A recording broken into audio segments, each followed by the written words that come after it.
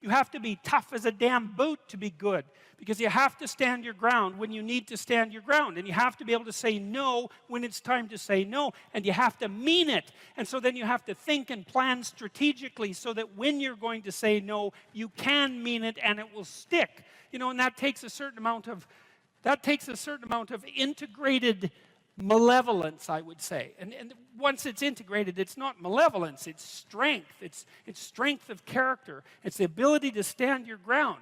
And you have to cultivate that. And you cultivate that, at least in part, by telling the truth. And so you take your place in the world as a decent person and as a decent citizen, and you play the hierarchical game properly. And that is to stand up straight with your shoulders back. It's like the world's an onslaught. You've got the tyranny of culture to deal with. You've got the catastrophe of nature. You've got your own damn malevolence and ignorance, right? All coming at you, plus the incredible, complicated, indeterminate potential of the future. That's all coming at you, and it's all your responsibility. And you can cringe away from it and be afraid of it and be victimized by it and be bitter and cynical about it. And no wonder, because it can be painful. Or you can turn around and you can say, man, bring it on, because there's more to me than there is to the catastrophe. And this is what I discovered from looking at what I looked at. I looked at the darkest things I could look at, really, for 30 years. I was really a lot of fun to be around, I can tell you. I looked at the darkest things that I could think of, right? Not only what happened in Auschwitz and what happened in the Gulag, but personal issues. You know, it's like I wasn't so much interested in the totalitarians as a group. I was interested in the people who undertook the terrible acts that the totalitarians required. You know, the people who, I was just rereading Ordinary Men, and it was a story about a police battalion in Poland that trained ordinary policemen to take naked pregnant women out into the fields and shoot them in the back of the head. It takes a lot of training, by the way, before you can bring yourself to do that. And you aren't the same person by the end of it. It's pretty goddamn horrific. You know, and I was trying to figure out, what would it be like to be that person? Because we are that person. And then what would it be like to not be that person, right? To refuse to do that, to not participate in that. You know, and what I discovered by making that totalitarian proclivity personal was that there's more to us than there is to the horror. As nature is, bent on our destruction, bad as culture is, tyrannical and bloody, back as far as you can look, as malevolent as you are in the darkest part of your heart, and that's plenty malevolent, the possibility that's within you that can well up, the courage and the truth and the ability and the skill and the willingness to set things right, if you are willing to set them right, is more powerful than all of that.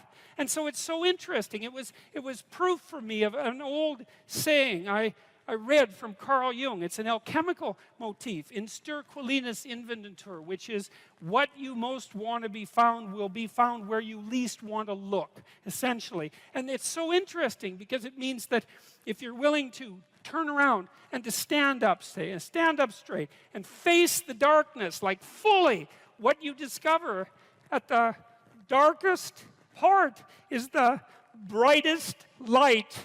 And that's something that's so much worth discovering, because there's going to be terrible darkness in your life. And it's going to make you cynical and bitter. And it could easily be that you're just not looking at it enough. Because if you looked at it enough and you didn't shy away and you brought everything you had to bear on it, you'd find that there was more to you than there was to the horror. You know, I watched my father-in-law. I'll end with this. And you know, you don't know, because you're not bringing your A game to the table with all that cynicism and bitterness and resentment and willful blindness and avoidance. Maybe you're playing at 60%.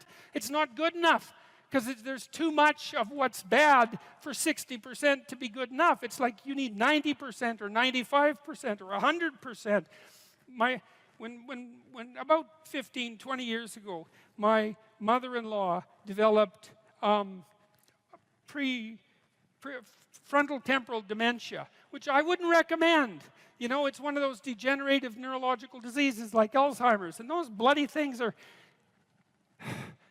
like they're in the top echelon of awful. You know, you watch a person deteriorate before your eyes. It's a lengthy, lengthy death.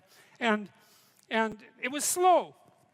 And her husband, he lived in this little town that I grew up in, about 3,000 people. And he was quite a character, man. Everybody knew him.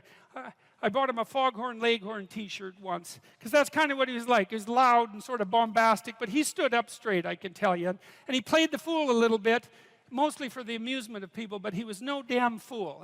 And I always admired him and liked him. And the feeling was mutual, thank God, since I married his daughter. And, you know, he drank a lot with his crazy friends up in northern Alberta, and he wasn't at home a lot because he was working a lot. And you know, he was kind of a party animal about town, but a good businessman and a good man. And then his wife got sick, and they moved to another town. And, you know, he took care of her for like 15 years. It was unbelievable as she deteriorated, you know, and she got more desperate to have him around, and her love for him never went away. Even as she lost herself almost completely, she would always light up when he came into the room, you know. And he took care of her right till within weeks of her death. He had to finally put her in an old folks' home because he was no longer strong enough to lift her up from the chair.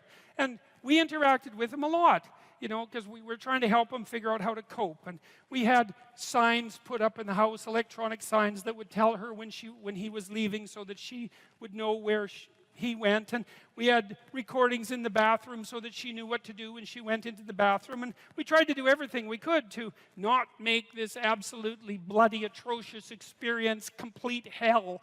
And he participated the whole way, you know, and it was really something to see. It was really it left me with a tremendous sense of admiration for him, but not just for him, but for people who can do that, you know. And if there was a new decline, he took it on, and he didn't complain about it, and he tried to do what he could, you know. And like, it was no picnic, don't get me wrong, but it wasn't hell. And then we were all gathered around the deathbed, my wife's mother's deathbed, and the family was there, and they got along pretty well, you know. And her sister's a palliative care nurse, and the other one's a pharmacist, and none of them are particularly afraid of illness and death. You know, they're a pretty tough group. And so, you know, they made sure their mother's lips were wet while she was no longer eating or drinking, and tried to make her comfortable. And they're around the deathbed, and they were kind of getting along, you know. It wasn't Family Feud at mother's death time, and that was kind of nice.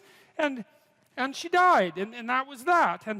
But it wasn't just that, because the fact that the family had coped with it well and nobly and honorably, I would say, brought them together. They were closer afterwards than they were before. And they all had more respect for their father. And then in the old folks' home, he met another woman who had a husband there who had Alzheimer's, and they got to know each other, you know. And he died after a while, and she died after a while, and then a few months later they started going out, and then eventually they had a relationship, and now they live together. And so he gained something. Like, it wasn't that he replaced what he lost, you know what I mean? Because he still has pictures of his wife up in his house, and she was the love of his life, and that's not going away. But, you know, his family respected him more, and everybody pulled together more, and it wasn't hell at the deathbed, it was just tragedy, and the family pulled together more. And that was a good example of how you can extract at least a certain amount of light out of what's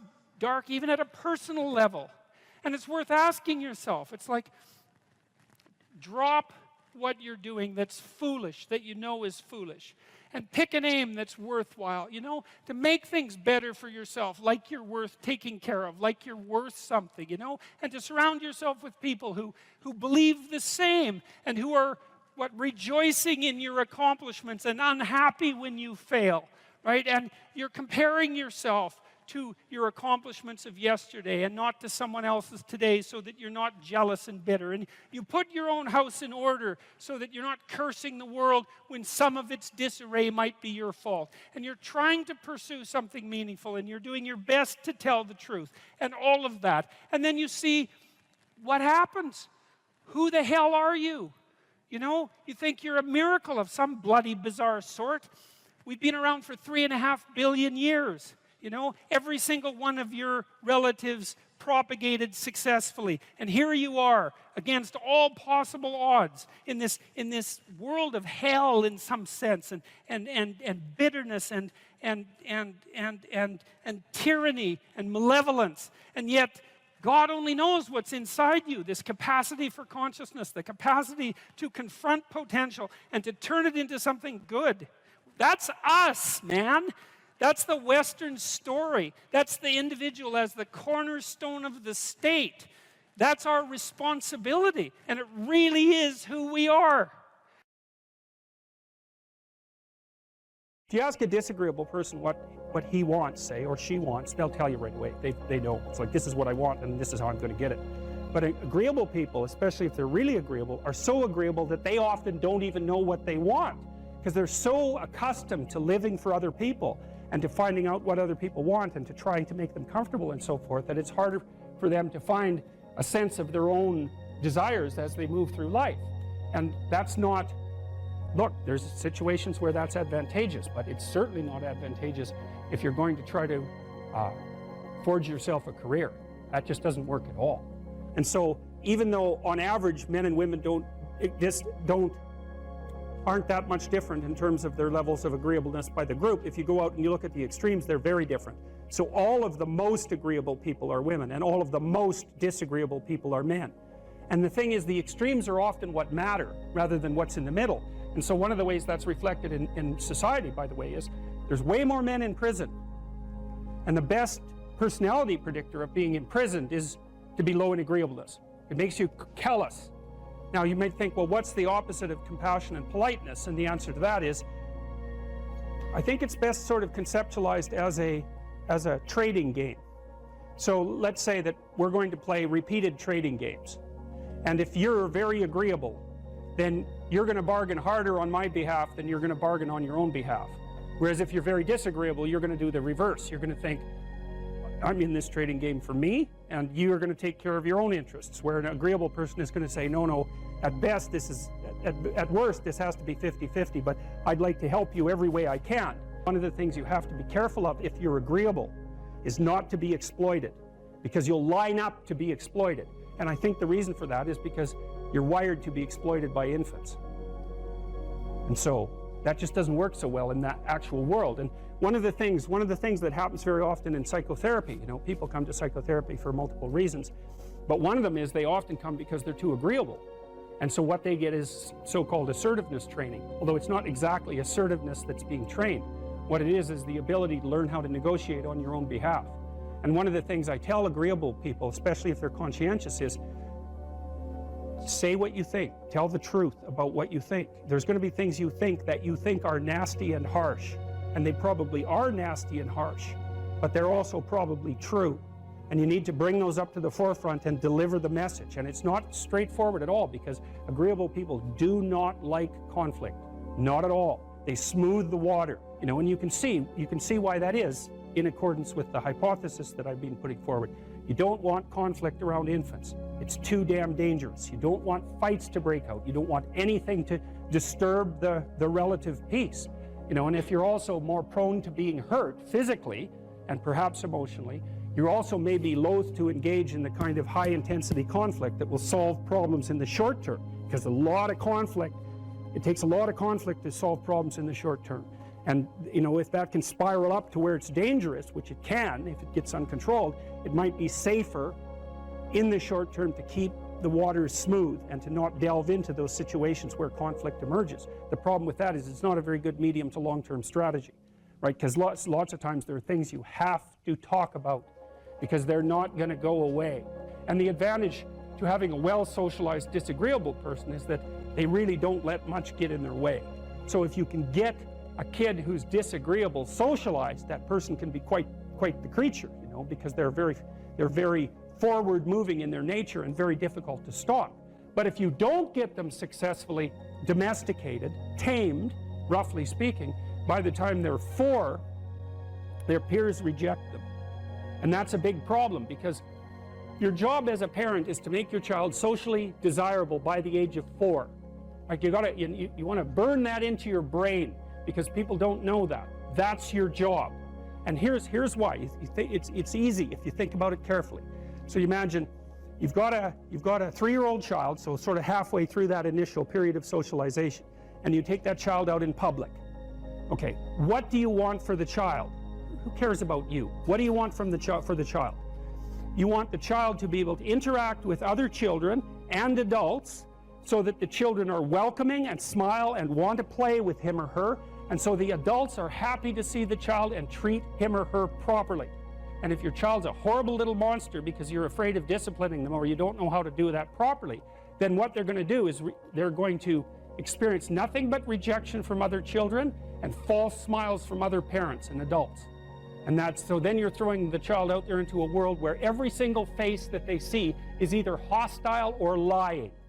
And that's not something that's going to be particularly conducive to the mental health or the well-being of your child. If your child can learn a couple simple rules of behavior, like don't interrupt adults when they're talking too much and pay attention and try not to hit the other kids over the head with the truck any more than is absolutely necessary, then, and share and play properly, then when they meet other kids, the kids are going to try out a few little play routines on them, and that's going to go well, and then they're going to go off and socialize each other for the rest of their lives. Because that's what happens, is that from 4 years old onwards, the primary socialization with children takes place among other children.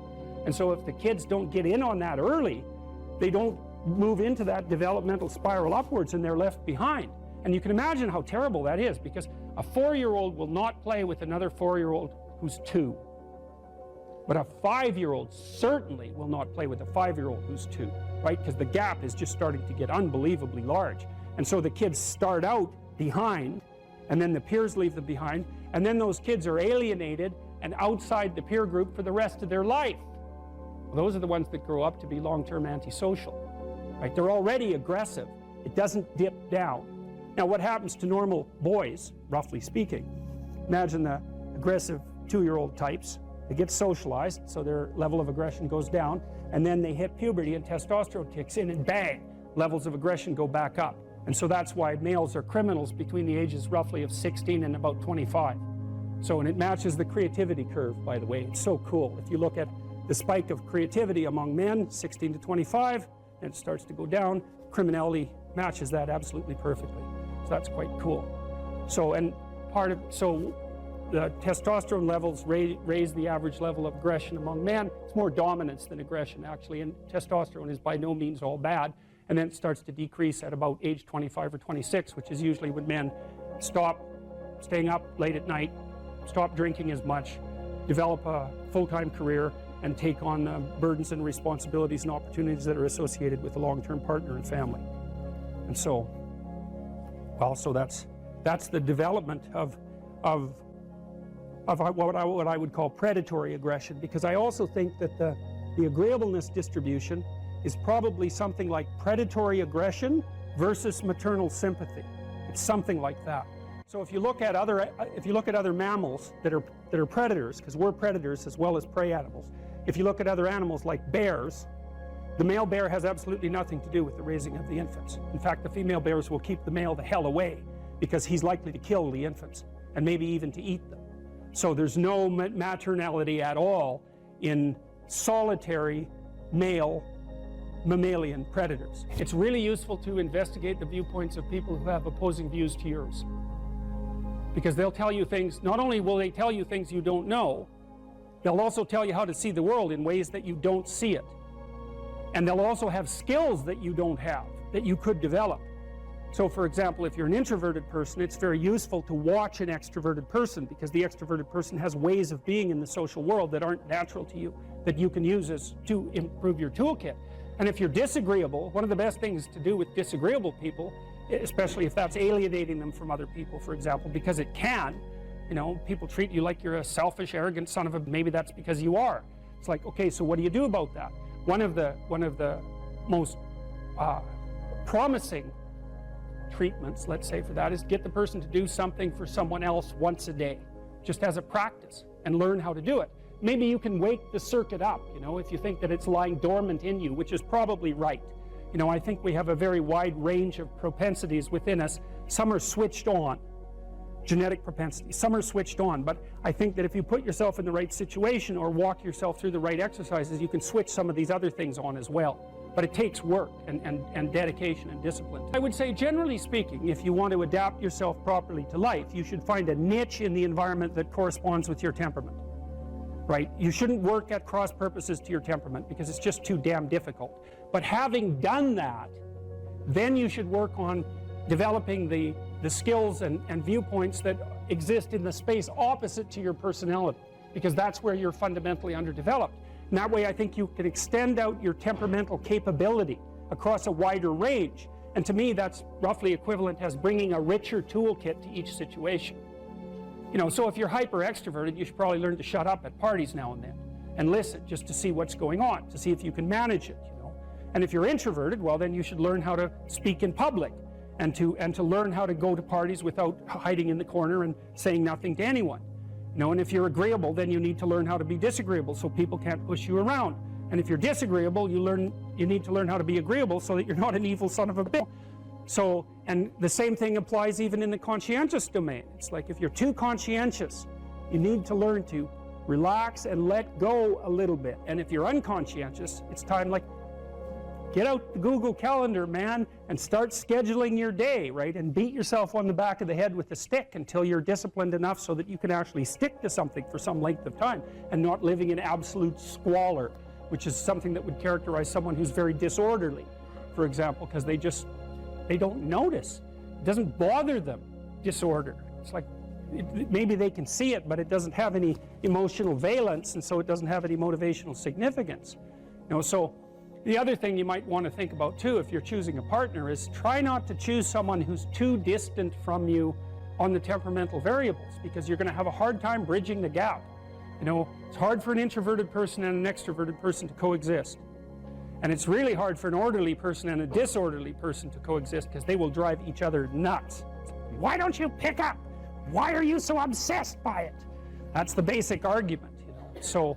So it's useful to know about your temperament so that you can negotiate the space with your partner as well. And I don't think you should try to find someone who's exactly the same as you, because then you don't have the benefits of the alternative viewpoint. But you got to watch it, because you may hit irreconcilable differences of various sorts. And I've seen that most particularly among couples who are high and low in openness. That's a rough one. And also high and low in conscientiousness. That's another rough one, because they just cannot see how the other person sees the world at all. So let me bring in another chapter that nobody ever asks about, which is chapter 4 on puberty. And I spend a lot of time in that chapter talking about initiation rites, because most societies, traditional societies, have, you know, a girl has to be turned into a woman. Now, girls will, without any socialization, girls will begin to menstruate, they will become fertile. And so societies almost usually mark that point. But for girls, there's a sense that this will happen, and then they have to be inducted into the secrets about sex and parenthood and all those things. Boys, what I learned from my time in cultural psychology, boys is much harder, because boys don't turn into men just by getting older. Little boys are kind of like girls, and they're with their mothers. But especially in a warrior society, you have to get them from the world of girls and women to become a man. How do you do that? Well, a lot of toughening. They need a lot of toughening, and it's a long, drawn-out initiation. And we still see this in fraternities and sororities. Sorority initiations, I believe, are universally more mild at any university than the fraternity. The boys go through much harsher rituals. But where I'm going with this is, how do you turn a boy into a man, or a girl into a woman? How do you turn a child into an adult of their sex? You have to have some guidance from elders, from someone a little older, who is imparting knowledge to them, who is choosing what they consume in the sense of what stories, what inputs. And while we didn't do a great job of that, I mean, when you and I were growing up, a lot of the messages came from television, but at least those messages were made. None of the TV we watched was by other children. None of it was created by other children. It was all created by people in our parents' or our grandparents' generation. And it often had a moral. And it was, you know, for me, it was very American. It was like, this is part of, so television and movies used to play a huge role in putting in the patterns, the knowledge that you need to be a member of your culture.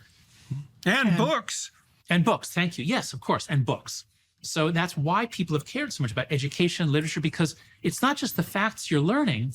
It's back to our point earlier about the reinforcement learning. You know, if our minds are like an LLM, what are you putting in? Are you putting in movies and books and good television? Or are you putting in little 10-second clips of people getting kicked in the balls? So if you're consuming just millions of little short videos, you're putting garbage in, and your neural network is not going to be very effective. So not integrated. Not integrated with other people. That's right. Yeah. And no depth. And to bring it back to your point, that the depth of an idea is the degree to which other ideas depend on it. What if you don't have any such ideas? What if all you consumed was little 10-second videos? Nothing is foundational. It's just a whirlwind of dust. There's no foundation. Yeah, well, that's high entropy. There's no difference between high entropy and anxiety. And there's no union of motivation, so there's no compelling reason to act, to move forward. That's chaos. Yeah. That's the disintegration into chaos. And that's where a lot of that's anxiety and demoralization. Yeah, a lot of our kids are stuck there. Okay, let's close this off by the end of your book. You talk about what people can do, and you talk about what people can do at different levels of social organization, parents, governments, industry. Now, a huge part of the problem is technological rate of transformation and the race to the bottom, right? And that's something that's almost independent of the actors, unfortunately. It's implicit in the technology. But anyways, and I'd also I think this is what we'll do on the Daily Wire side. I would like to talk to you about what has happened in consequence of your book and what effective steps people have taken. So let's do that. But give people an overview of what you think the institutions, broadly speaking, must and should do about this fragmentation and race to the bottom. So the key to understanding how this problem got so big so fast and why it's so hard to get out of is the concept of a collective action problem. And so any parent who says, no, sweetheart, I'm not giving you a phone, you're 10 years old, but Mom, all my friends have one, I'm being left out. That's a collective action problem. If it was only half of the kids had it, it would be very easy to resist. But when your child's the only one, same with social media. And so these things, with cigarettes, at the peak of teen smoking in the 90s, it was, I think, 37% of American high school students smoked. You didn't have to smoke because a third of your classmates were smoking. Well, with social media, you do. If half your classmates are on and they're talking about you, you have to be on. Everybody ends up on. So it's a collective action problem. How do you solve collective action problems? Collectively. And so you can have, so what I propose 4 norms that if we can do these 4 norms, we roll back the phone-based childhood. And there's a role for different actors too, but here are the 4 main norms. The first is no smartphone before high school. Let kids have a flip phone, a basic phone, let them communicate, let them call each other, let them text. But do not let these companies get to them and take up every moment of their day. Now, I don't think this should be a law. In Europe, when I'm there, sometimes they say, oh, we should pass a law banning smartphones for those under 14. As an American, I don't think we should say, you parents, you cannot give your child. So this is a norm. And as long as a bunch of parents start adhering to it, it becomes easier for everyone in the community to do it. So that's the first norm. No smartphone before high school, or 14 if it's not in your country high school. The second norm is no social media till 16. Now this, some of us are doing as a norm. I laid this down for my kids. But it's hard because I'm imposing a cost on my daughter. She says she's the only one who doesn't have Snapchat. That might be an exaggeration, but it feels all her friends have it and they communicate with it. Here is where we really, really need help from legislators. We have minimum ages on things that involve graphic sex, horrific violence, addiction, and physical harm. If your kid's on Instagram, Snapchat, and TikTok, they're getting all that. So these are inherently adult activities, talking with adult strangers. We need a minimum age. And Australia has done it. Australia passed a law, it's going to take effect in November, that the minimum age is 16 and the companies have to enforce it. And there are a lot of ways to do that. So many companies do age verification. So that's the second norm. The third norm is phone-free schools. This is just a no-brainer. When you and I were in school, I mean, imagine if we could take our television set into school and watch TV during class and use our walkie-talkies and talk to our friends during class. I mean, it's insane. We never could have done that. But everyone with the smartphone has a lot more than that. They have 50 different things to do during class. So it's crazy that we ever let it get this far. But many states, about 11 or 12 states and a bunch of countries have now gone phone free. It has to be from the beginning of the day to the end. So that's the main area where the world has changed in the last year, is phone free schools. And then the fourth norm is far more free play, far more independence, free play, and responsibility in the real world. Because the book isn't about technology or social media, it's about childhood. And a phone-based childhood is not a human childhood. Kids are going to miss out on most of the things they need. So we can't just take away the devices and say, okay, you're an only child, sit at home, read books, play guitar. Like, they could do that a little bit, but we have to give them back each other. We have to give them back fun. We have to give them back thrilling adventure, hanging out, riding bicycles, going down and going down to the 7-Eleven, buying things you shouldn't buy, whatever. So if we do those four things, then we restore childhood in the real world. I believe that rates of anxiety and depression will go down. I believe kids will have more slow dopamine. It won't be all quick dopamine all day long. Test scores, I believe, will stop dropping. This is important. Test scores in the United States actually rose. Academic ability actually rose from the 70s through 2012, and then it began to drop. It dropped more during COVID, but the drop didn't start in 2020. It started in 2012. So our young people are less happy, more anxious and depressed. They know less. Their attention is fragmented. They're lonely, and they feel that their life is pointless. We've got to stop. We've got to stop what we're doing. And the book lays out, those last chapters lay out what role governments can and should play, what role parents can and should play, what role schools can and should play, and to some extent what the tech companies can do. But they have so much money at stake here that I don't expect them. I mean, there are a few like Pinterest that are not harming kids. They've done some things to really protect kids, but the main ones are only going to respond to either legislation or litigation. So I'm hopeful that their behavior will change. But that's what the last part of the book is about. How do we solve this? And I actually think we can solve this in the next few years. So what we'll do on the Daily Wire side, for those of you who are watching and listening and who are prone to continue the discussion there, is I want to find out more from Dr. Haidt, from Jonathan, from John, what steps have been taken, because I know there has been movements in many states, many provinces in Canada, on the phone-free school front, for example. But I would like to know how widespread that is, who's spearheading it, what's been effective, how this can be moved ahead in the future, the potential pitfalls of intervention of this sort, etc. So you can all join us on the Daily Wire side for that discussion to continue. You say you are morally obligated to do remarkable things. Mm-hmm. Why?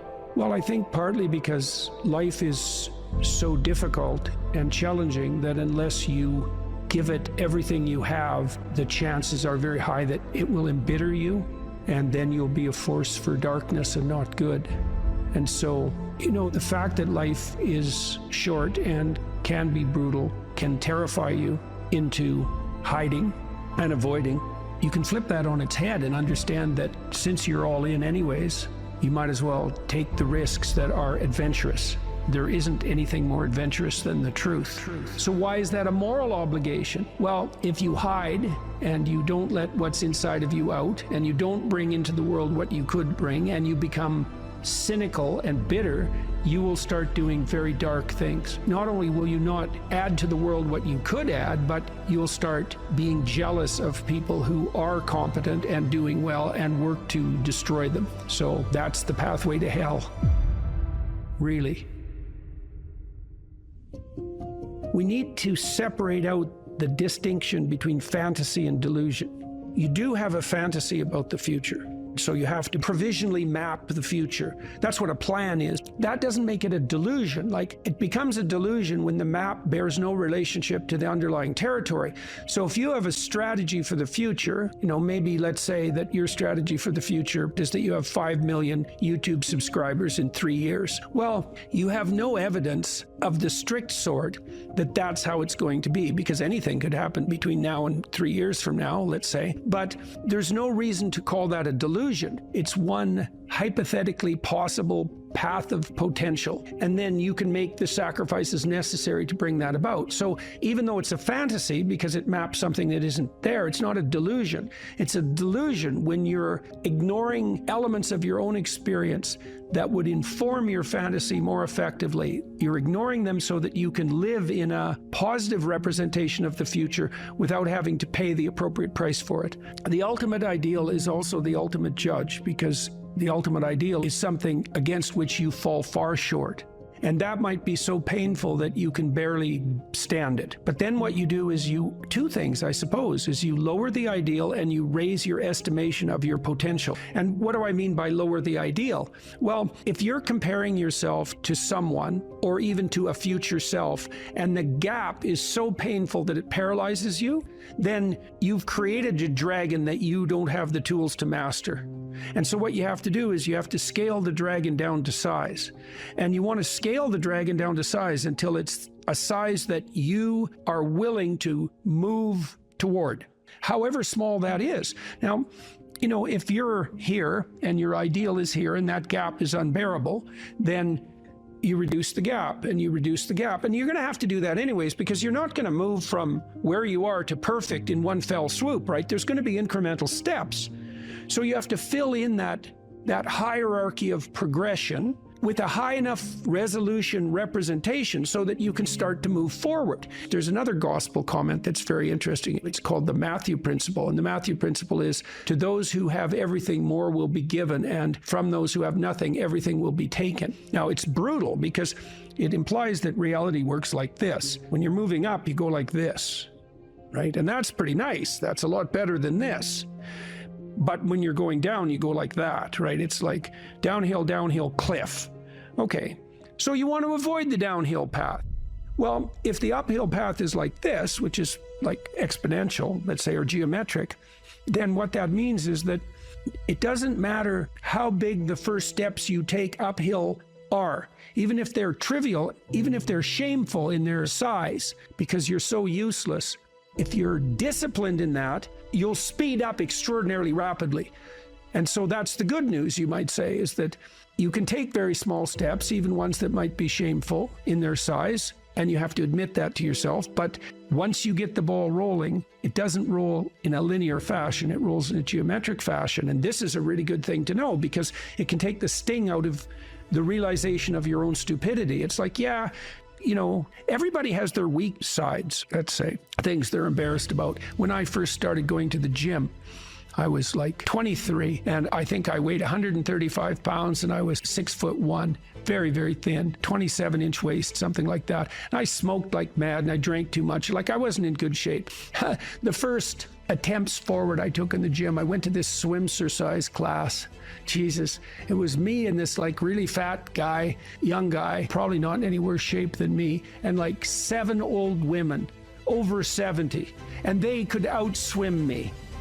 Like, it was pretty damn humiliating. And so I did a semester of that and got myself in somewhat better shape. And then I started to go to the gym to work out, to lift weights. And that was also rough because, I'd be underneath the bloody bench press trying to lift 75 pounds off the rests. And, some muscle-headed bastard would come over and tell me how to do it. And it's like, yeah, thank you. But it's embarrassing, and lots of times people won't do things like go to the gym because they're so embarrassed about how they look or what sort of shape they're in. And it's a pain to start at the bottom, but you start at the bottom where you're weak. And if you want to rectify what's weak, you have to accept the fact that you're at the bottom and that the first steps are going to be painful. It took me about 3 years, but I stopped smoking, and then I stopped drinking, and I gained 40 pounds of muscle in like 3.5 years, something like that. I basically had to stop doing that because I had to eat like 6 times a day. It was crazy. but I got a lot more physically confident and a lot more coordinated. But the point of all this is, if you're going to rectify your weaknesses, you have to admit your insufficiency to your own shame. Now, if the gap between you and your ideal is so great that it paralyzes you, you shrink that. Things will beckon to you and call to you, and you'll have intuitions about which pathway to take. And you will, in all likelihood, follow those, because what else do you have? You have these orienting instincts. This is another reason why you don't lie. Because if you lie and you practice lying, you pathologize your instincts. And then your intuitions lead you wrong. You don't want to lie because you program yourself falsely, and then you automatically see what isn't there. And then, of course, the world will slap you in the face continually, and you'll think, oh my God, the world's such a pathological place. When the truth of the matter is that, no, you just keep running into things that you refuse to see. And then you think, well, the world's made of nothing but obstacles. It's like, well, you put the obstacles in your own path, and you did that by developing these complex, self-serving delusions, a story that you tell other people about who you are that isn't true. You're trying to lay out a map that bears no relationship to reality, and you keep wondering why you wander off the path and into a pit. It's like, well, how could it be otherwise? People have commented to me many times about my bravery, and I don't like that. It's not right. I'm afraid of different things than the typical person. Maybe that's a good way of thinking about it. I'm way more afraid of the consequences of saying something that's false or wandering off the appropriate path than I am of whatever consequences might come for saying what I believe and doing what I believe to be the case. I'm way more afraid of that. You know, I've been reading the Gospel of St. Matthew. I'm writing a book at the moment called We Who Wrestle with God, and one of the things Christ says to people continually is to not damage their vision, is to not put, that's the best way of putting it, don't occlude your eye. You can see what's in front of you if you're willing to see it. And if you're willing to see it, many of the terrible obstacles in life you can just walk around. But if you blind yourself purposefully to follow your own narrow, self-serving delusion, you're going to run into terrible things and terrible people and the terrible part of your own soul all the time. That's what you should be afraid of. You can't be isolated, alone, without responsibility and pursuing your hedonistic nonsense and not be insane and miserable. Those are all the same thing, right? And so, you know, it's got to the point, I've said things that have made me somewhat unpopular, like it's very difficult for people to mature until they have a child. You find a huge part of what you are in that relationship. It makes you responsible, makes you grow up. It gives you the opportunity to mentor someone. You have someone around who's more important than you. Well, that's part of being mentally healthy. It's a huge part of it. This enterprise that I've helped put together, Alliance for Responsible Citizenship, we're trying to put forward a model of governance. It's called a subsidiary model, and the idea is that people have multiple social roles that scale. No, there's you. You should take care of yourself, integrate yourself, which means you can conduct yourself properly across the medium to long run. You're self-sustaining.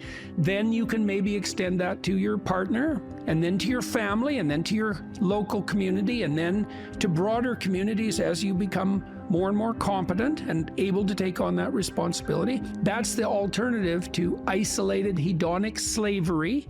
You're slave to your own whims, and it's the alternative to tyranny, because if you take on all that responsibility, you don't have any need for someone to govern you. It's truly the case that your sanity is the concordance between you as an individual and the world. That's the sanity. You're distributed out into the world, and you should be, and that's, you want to be. That's where the adventure is. You want to be solipsistic? The solipsistic porn masturbator. Jesus, it's no wonder you'd be aimless and miserable. Well, God, it's so pathetic. Why am I so unhappy? It's because you think about yourself. Oh, no, you think about the lowest impulses in yourself all the time. That's why you're miserable. People exist in a sacrificial relationship to the world. What does that mean? It seems to mean something like human beings are aware of their extended self. You know you're going to be around tomorrow and next week and next month and next year and 5 years from now and 10 years from now. Now, it's less certain as you go out, but you do have the sense of yourself as something that stretches across the decades. Okay, and so what that means is that you have to conduct yourself in a manner that isn't merely immediate. You have to conduct yourself in a manner that will work across time. Now, how do people do that? They work. Work is a sacrificial gesture. So you work, by definition, virtually. Work is the sacrifice of the present for the future. I mean, maybe someone can come up with a better definition of work than that, but I don't think so. It's like you put in time and effort right now, even if it's something not what you'd like to be doing at the moment. You put in time and effort because you believe. What the hell does that mean? You believe it'll pay off. Well, is that a contract with the future? Is it a covenant? Because the relationship that the biblical corpus characterizes human striving is covenantal. It's a bargain. The bargain is you make the right sacrifices and they pay off. That's the bargain. Now, you might say, well, that's just part of the social contract, but the biblical corpus insists that it's deeper than that. It's built into the structure of reality itself. And that if you got the sacrifices right, the future would be paradisal. That's a kind of sacrifice right there, is that you're willing to sacrifice your short-term physiological and psychological comfort for a medium to long-term benefit. It's the essence of sacrifice. This is something the atheists don't understand about the biblical narrative, is that the narrative insists that we live in a sacrificial relationship. It's the essence of humanity to live in a sacrificial relationship. It's like, well, is that true or not? Well, as you mature, your relationships are more sacrificial. It's less about what you, in your narrow sense, want right now, and it's more about what's good over the medium to long run, including other people. Well, that's a sacrificial relationship. Now, the covenant, and this is a matter of faith. It's the matter of the deepest faith. Are you willing to act out the proposition that the way to make the world reveal its will suffice? There's technically two different forms of reward. There's consummatory reward. That's what an orgasm is. It's consummatory reward. It brings the behavioral and perceptual sequence to a halt. It ends it, right? At the climax, it ends it. But then it's over. That journey is over, right? Then there's the dopaminergic reward, and dopaminergic reward is evidence of advancement towards a goal, right? Okay, so there's a corollary to that. Well, how do you become optimally engaged? Because dopamine facilitates engagement and focus, which is why drugs like amphetamines can be used for kids who are attention deficit disorder. You tap up the dopamine response, they lock on, right? Okay, so they're locking on to a goal-directed pursuit. The problem with amphetamines is that they can lock you on so hard you can't get out of the frame. So like kids on amphetamines will obsess, for example, about cleaning up their closet. They can't switch to the next activity. Okay, dopaminergic reward is reward that's accrued in relationship to a goal. Okay, so what's an implication of that? Well, pursue the highest possible goal. Well, why? Because the kick from advancement is higher. Now, you have to balance that. It can't be, you have to advance, right? Because imagine the reward's got two components. Number one is you're moving towards something valuable. Okay, so you want it to be as valuable as possible. Okay, but you have to be moving. You need something extremely valuable that you can move towards. Okay, so part of the reason that you establish a relationship with God, let's say, is because that's what sets the upper bound to your vision. It's like, I want things to be the best they could be. That's a vision of paradise.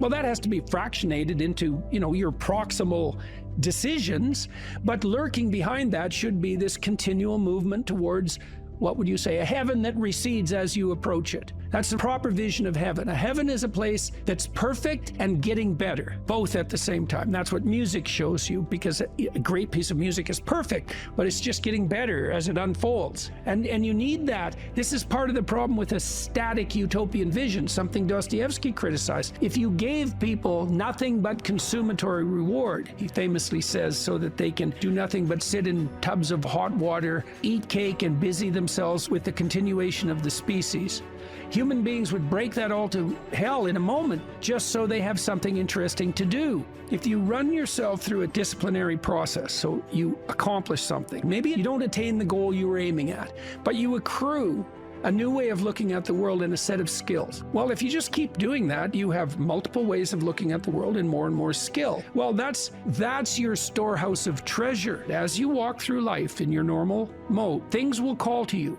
And if you pursue them, they will take you deep. It doesn't really matter what it is that call. What matters is that you pursue it, and you pursue it to the depths. And as you pursue it to the depths, you will become transformed. And if you do that without reservation, that will turn you into the person who frees the slaves and opposes the tyrants. And that is how it works. That's the call. And that can happen in any direction, virtually any direction. You just have to pursue it with sufficient faith.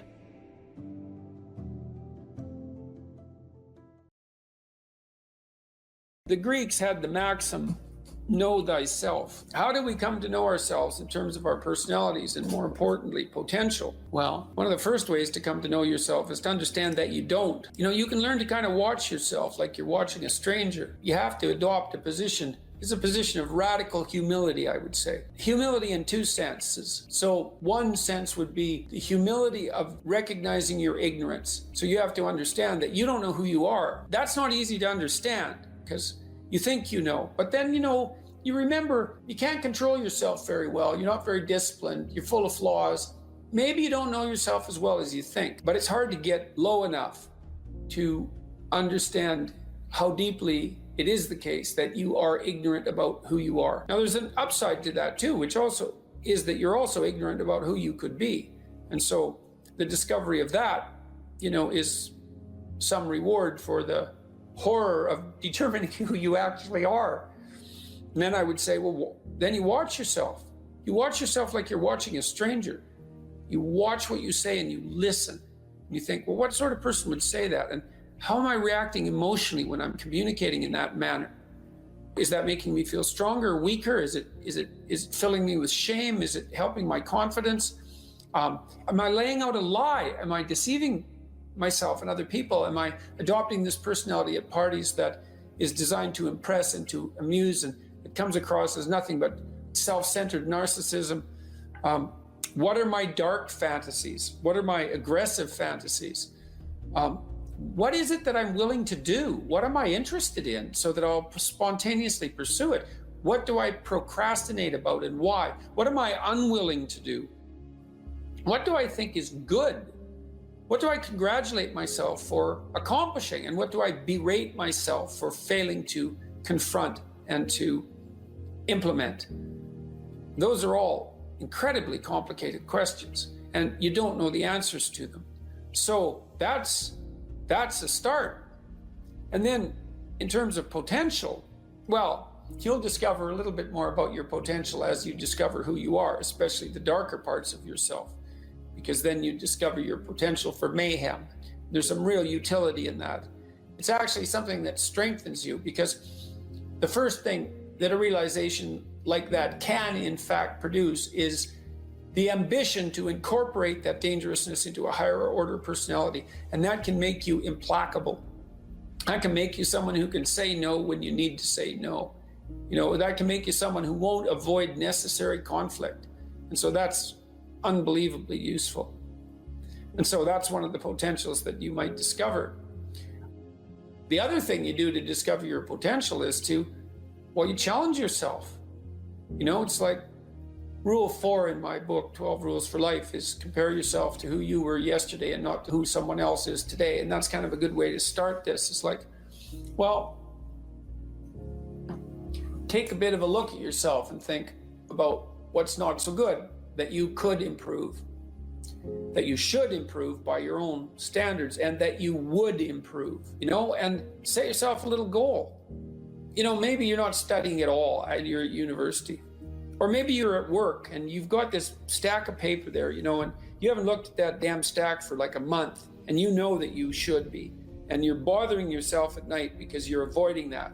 You think, well, I've avoided that stack of paper completely for 1 month. I'm quite a coward when it comes to whatever snakes might be hidden in that stack of paper. How about tomorrow I just put that stack of paper in front of me on my desk and I glance through it for 15 seconds. See if I can do that. It's like, well, You set yourself a goal of improvement. You know, it's a humble goal, because really, are you such a coward that the best that you can bloody well manage after a month of avoidance is 15 seconds of exposure to a stack of paper? You know, it could easily be. You've been avoiding it, you're obviously afraid of it, and so the situation could be that dismal and dire, and you might think, well, geez, it's no balm to my ego. It's not fostering the strength of my ego to recognize in myself someone who could only withstand 15 seconds of exposure to that thing I'm afraid of.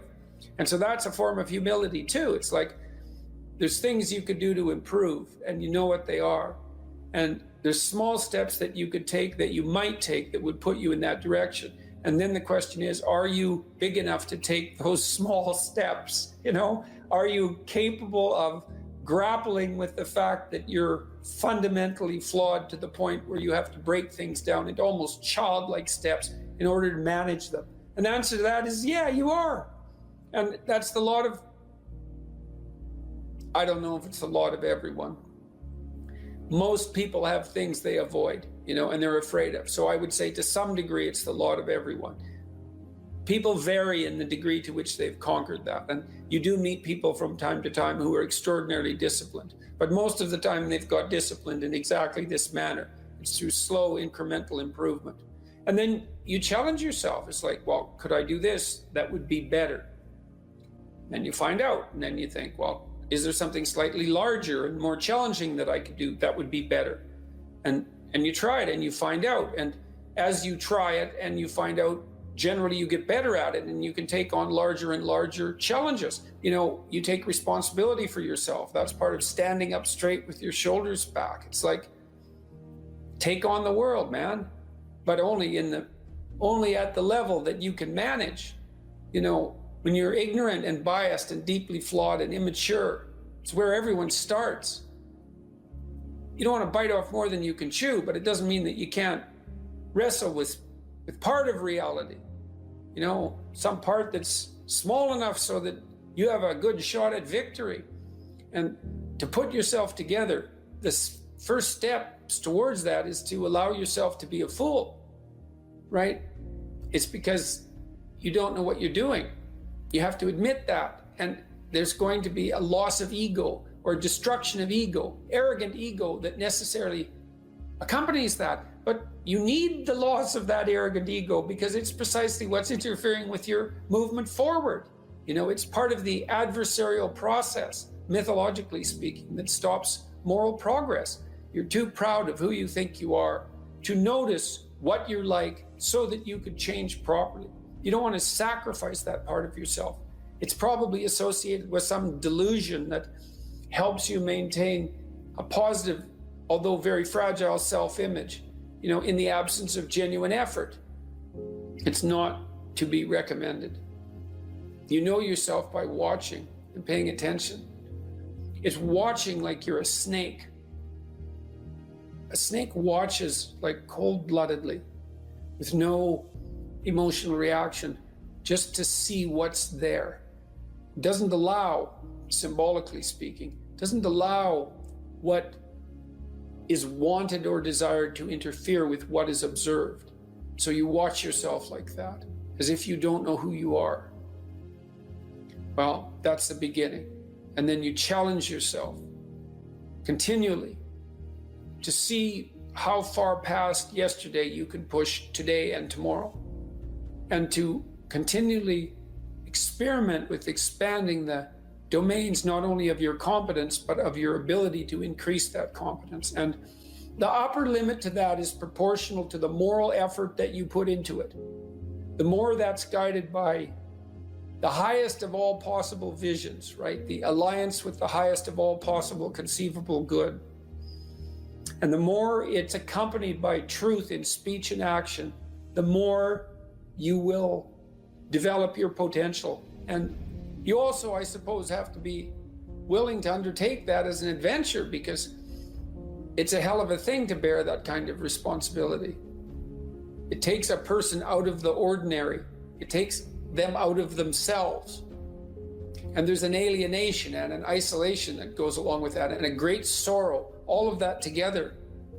but there's deep meaning to be had in it, and there isn't anything better that you can do. So that's the answer to that question. Someone who is incapable of cruelty is a higher moral being than someone who is capable of cruelty. And I would say, and this follows Jung as well, that that's incorrect, and it's dangerously incorrect, because if you are not capable of cruelty, you are absolutely a victim to anyone who is. And so part of the reason that people go watch anti-heroes and villains is because there's a part of them crying out for the incorporation of the monster within them, which is what gives them strength of character and self-respect, because it's impossible to respect yourself until you grow teeth. And if you grow teeth, then you realize that you're somewhat dangerous, or maybe somewhat seriously dangerous, and then you might be more willing to demand that you treat yourself with respect and other people do the same thing. And so that doesn't mean that being cruel is better than not being cruel. What it means is that being able to be cruel and then not being cruel is better than not being able to be cruel. Because in the first case, you're nothing but weak and naive. And in the second case, you're dangerous, but you have it under control. And you know, a lot of martial arts concentrate on exactly that as part of their philosophy of training. It's like, we're not training you to fight. We're training you to be peaceful and awake and avoid fights.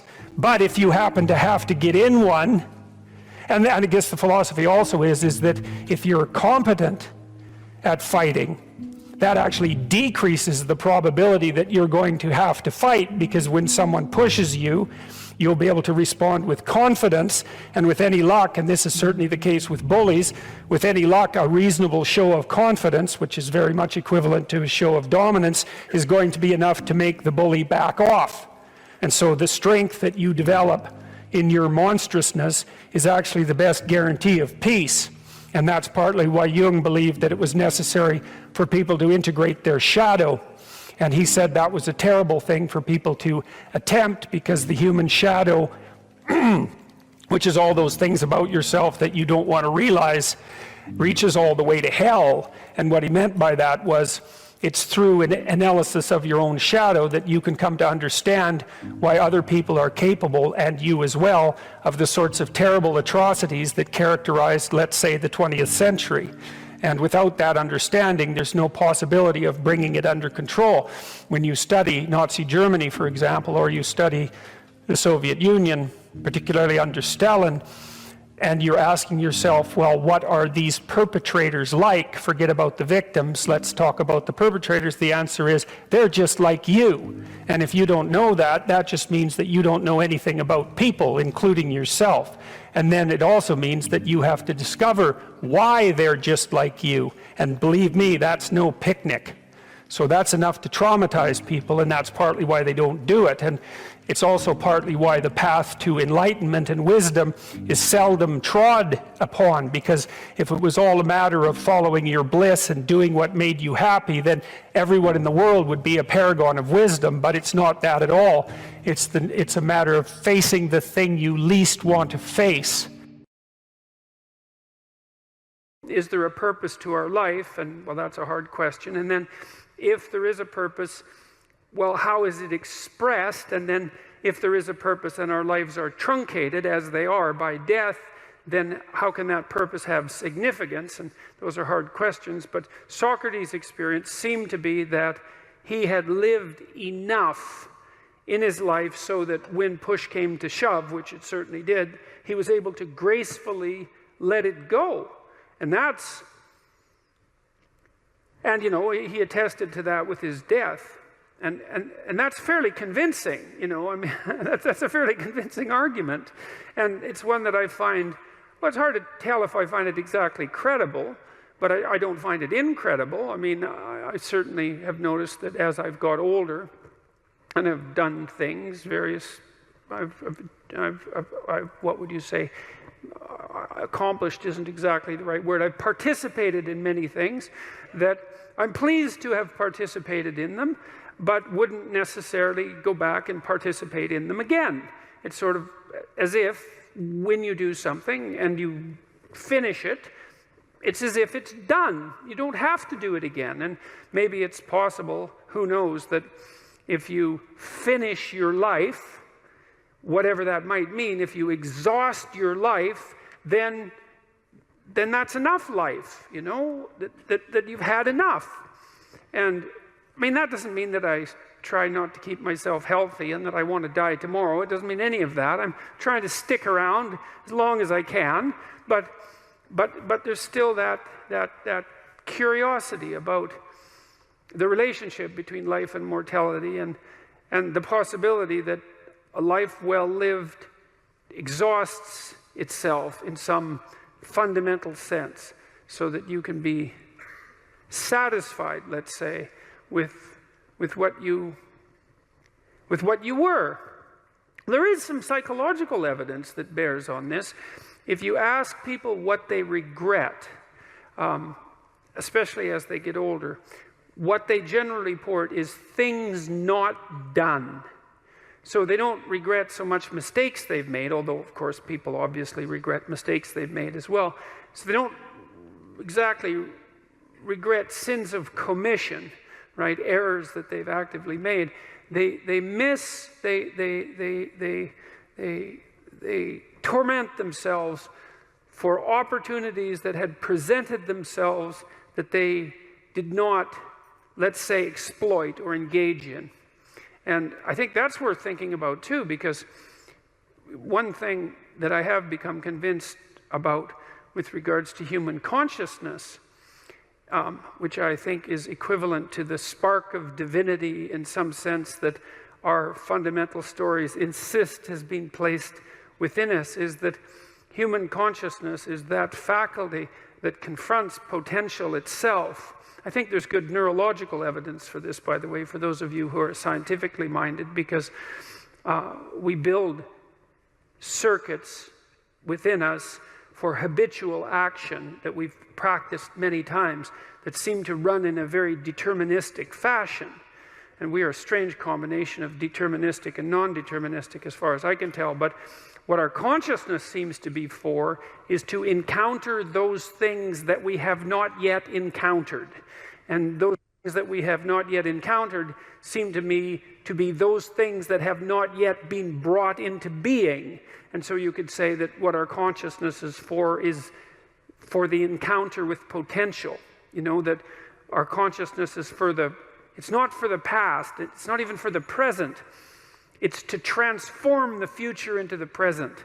And really that's what our consciousness does. And when you wake up in the morning, you have a new day ahead of you, and the day could take you in very many directions. And the weeks and the years, all of that can take you in very many directions. And you have some apprehension about what those directions might be. You have some apprehension about what role your choices might make in transforming that potential into one form of actuality or another. I mean, you certainly know that there are dreadful mistakes that you might be very tempted to make that would produce all manner of hell around you and still be tempted to do it. It seems like it's sitting there right in front of you as a possibility. You also know that, you know, you could haul yourself up out of bed and attend to your duties and do the sorts of things that you're supposed to and set a few things right that day and that week, and that likely things would at least not be worse, and they would probably be better. And I do believe that I don't understand how this can be the case. I don't understand how it is that consciousness can function in that way, because I think to understand that, we would have to understand what it means for the future to be only potential rather than actuality, and who the hell understands that? I mean, no one. And then we'd have to understand how it is that our conscious choices and our conscious ethical choices transform that potentiality into actuality, into reality, into the present and the past. And we certainly act as if we believe that that's what we do. We upbraid ourselves. For example, when we do a bad job of it, we're upset with our children and those we love if we don't believe that they're living up to their potential.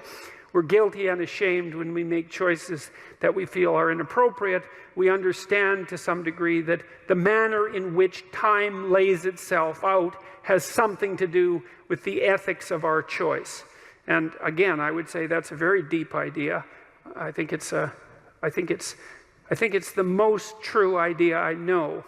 It's very emphasized, that idea emphasized in ancient religious stories such as those that are outlined in Genesis, or in Genesis with its strange insistence that, God is that which brings order out of chaos, formless potential, generates the world out of formless potential, and that we're somehow made in that image, which seems to me to be the case. And that the proper way, by the way, to go about acting in that image is to act in relationship to the potential that confronts you with truth and with courage, with careful articulation.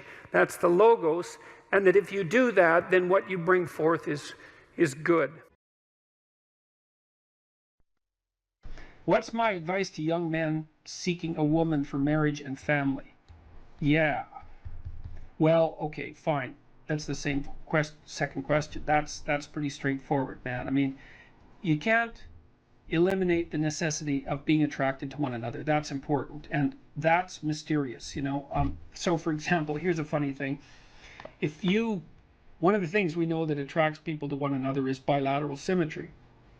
And so if you take men and you rank them by the symmetry of their faces, and then you give the asymmetrical men t-shirts to wear, clean t-shirts for a day, and the symmetrical men clean t-shirts to wear for a day, and then you give the t-shirts to women and you have them rate the odor, the women rate the odor of the symmetrical men as more attractive than the odor of the asymmetrical men. And there are other factors that determine sexual attractiveness that are based on biological factors that are that deeply embedded, in terms of smell, for example. So women also tend to not be sexually attracted to the scent of men who have, if I remember correctly, it's Rh factors that would make for potential trouble in childbirth. And often the reason that the women give for not preferring the scent of those men is that they smell too much like their brother, something like that. So there's weird, mysterious things that determine whether or not people are sexually and physically attracted to each other, and I think it's very important that that's part of a marital relationship. The next most important thing is trust, man. It's like there's no marriage that's successful without trust. You've got to tell each other the truth. And one of the reasons that Jung believed that marriage and an oath, and Carl Jung, as a bond was necessary, it's really wise. It's like, telling the truth to someone is no simple thing, because there's a bunch of things about all of us that are terrible and weak and reprehensible and shameful and all of those things, and they kind of have to be brought out into the open and dealt with. And you're not going to tell the truth about yourself to someone who can run away screaming when you reveal who you are. And so the marriage bond is something like, okay, here's the deal. I'm going to handcuff myself to you, and you're going to handcuff yourself to me. And then we're going to tell each other the truth, and neither of us are going to get to run away. And so once we know the truth, then we're either going to live together in mutual torment, or we're going to try to deal with that truth and straighten ourselves out jointly. And that's going to make us more powerful and more resilient and deeper and wiser as we progress together through life. And I think that's absolutely brilliant, because if you leave a back door open, man, you're going to use it, that's for sure. And the oath is there. And this was Jung's commentary on the spiritualization of the human pair bond by Christian marriage, for example, which emphasized the subordination of both members of the marital union to a higher order personality that was embodied in the figure of the logos. So the idea is that in the Christian marriage, for example, the man isn't the boss and the woman isn't the boss. The boss is the mutual personality composed by the seeking of truth in both of them, and that's conceptualized as their joint subjugation to the logos. And that is absolutely dead on, man. It's like the ruler of your marital life should be your vow to tell each other the truth. Like in hard times during your life when you've done something stupid and idiotic that might take you down, and you don't have anybody that you can turn to, if you have a partner that you can trust, you can go say, hey, I made a big financial mistake, man, and it's really torturing me, and I feel like a complete idiot, and it's really dangerous. And the person there is going to help you figure out what to do about it. And they're going to know that when they make a stupid mistake, and they're bloody well going to, that they can come and talk to you, and that you guys are going to work your way through it. And that's a big deal. And there's a couple of things our culture gets really wrong. And one is it devalues marriage. That's really a very bad idea, because marriage is like a third of your life, and maybe more. And kids are a third of your life. And your life outside of marriage and kids is a third of your life, approximately speaking. And to miss any of that is a massive, massive mistake. Now, having said that, I will also say that for some people, missing one or more of those is necessary because they have a reason. Maybe they're brilliantly creative artists and they need to devote themselves entirely to their career, or they're outstanding in some way, and so they can justify the sacrifice of one part of that triad of being to another part. But generally speaking, it's a very dangerous thing, and it shouldn't be done. And also, kids get an absolutely terrible rap, because kids are delightful if they're well behaved. One of the chapters in my new book is called "Don't Let Your Children Do Anything That Makes You Dislike Them." And you can do that, especially if you discuss it thoroughly with your spouse, the person that's helping you discipline the kids. And children are the best company because they're really enthusiastic about everything. They love doing new things. They really love you, so they're happy that you're around. All you have to do is make sure they're not too hot and they're not too cold, and they've had something to eat and they're not too tired, and you don't expect them to stay engaged in something for longer than they can manage. Because we used to take our kids when they were little out to restaurants, for example, and they could sit there no problem and behave really nicely when they were 2 and 3, but they couldn't do it for more than about 45 minutes. You can't push your luck. But I also noticed with little kids is that they got antsy and unreasonable about 5 to 10 minutes before the adults did too. It's just the adults were too stupid to notice. The kids would notice right away. So back to marriage. Well, you look for someone that you're attracted to, that you love, and then you look for someone that you can bloody well trust. And then you tell them the truth. And that way maybe you can get through life, and you can have someone to weave the rope of your being with, and together to make your joint rope stronger, and you can have some continuity in your narrative, and you can have children, and then you can have grandchildren, and like you can have a life, man. And there's nothing. You're so fortunate if you can manage that. And so, okay, so there's that one.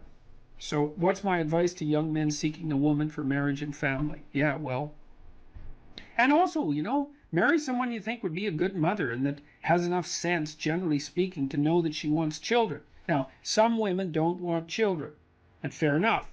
And some women perhaps shouldn't have children. That's also possible. But the general rule of thumb is, especially once a woman's in her mid-20s, if she doesn't know that she wants children or won't admit it, unless she has a viciously important reason, then she's not oriented properly psychologically. She doesn't know what's important in life. Now, that might also be the case with you, and it probably is, but as a rule of thumb, that's a really good one. It's known from multiple dimensions simultaneously that the system that produces happiness, let's say in the founder's sense, produces that emotion in relationship to the observation of movement towards a valued goal.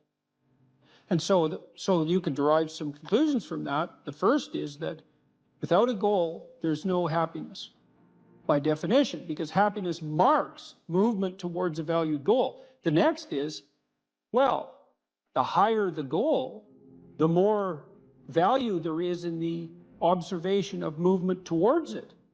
And so out of that, you might ask, well, then what's the highest goal? Because why don't we go for that? Well, then you could say, well, you should do your best for the best. You might say, well, that's just to make me hedonically happy. It's like, well, wait a second, cocaine will work for that. because it actually even activates this system. But what about tomorrow and next week and next month?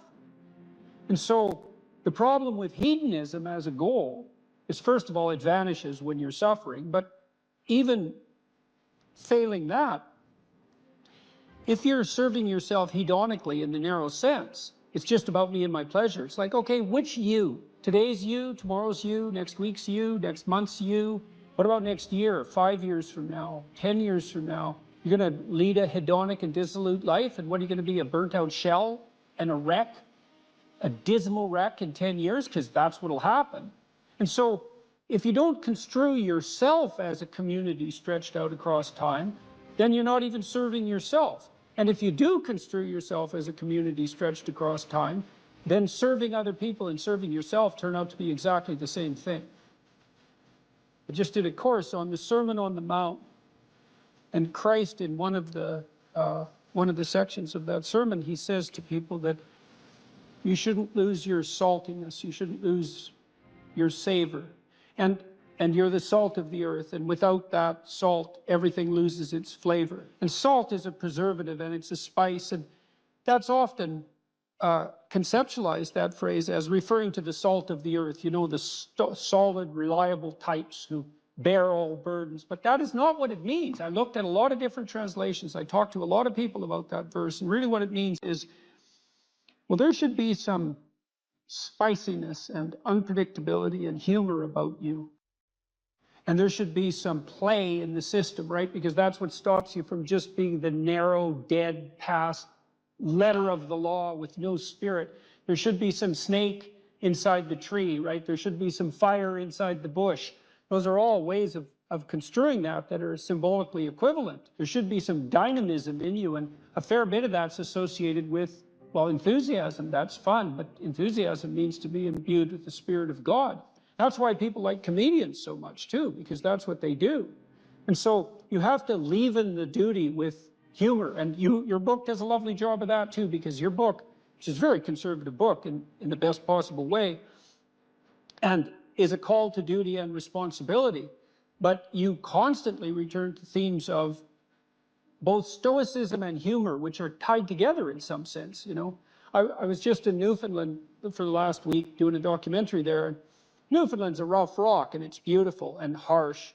And the people there are tough and resilient, man, because they had to be. And Newfies have a great sense of humor, and they're always making fun. And that's a necessary leaven, right? That ability to deal with serious matters with a light touch. And it's something I'm trying to learn to do more and more, even in the most serious of conversations, you know, because if you're a master, you've got both. You've got that light touch and that sense of humor. You really see that in military people who've been through rough situations. When you see someone in the depths of genuine suffering, hopefully what you're trying to do is to throw a lifeline. And one possible lifeline is compassion. And that's probably the right lifeline to throw an infant, you know, who's suffering. That sort of overwhelming compassion.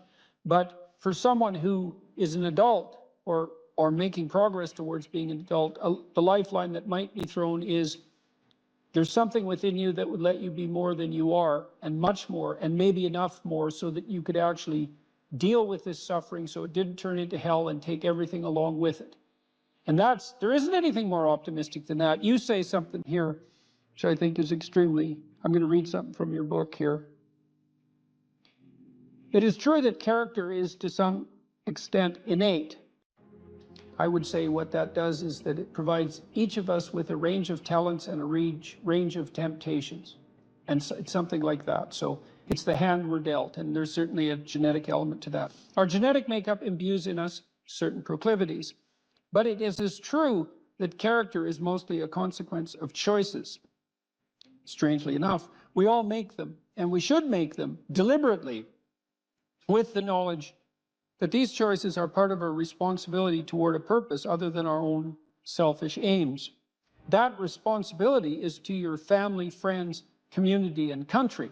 That's something that conservatives put forward as a pathway to virtue, you know. And what's so interesting about that, as far as I'm concerned, as an antidote to atomistic liberalism, let's say, that hyper privileges the individual, is that it's definitely been my observation as a clinical psychologist that in the depths of misery, the capability that you have to be of service to other people, your family, your friends, your community, your country, that's actually a saving grace under such circumstances.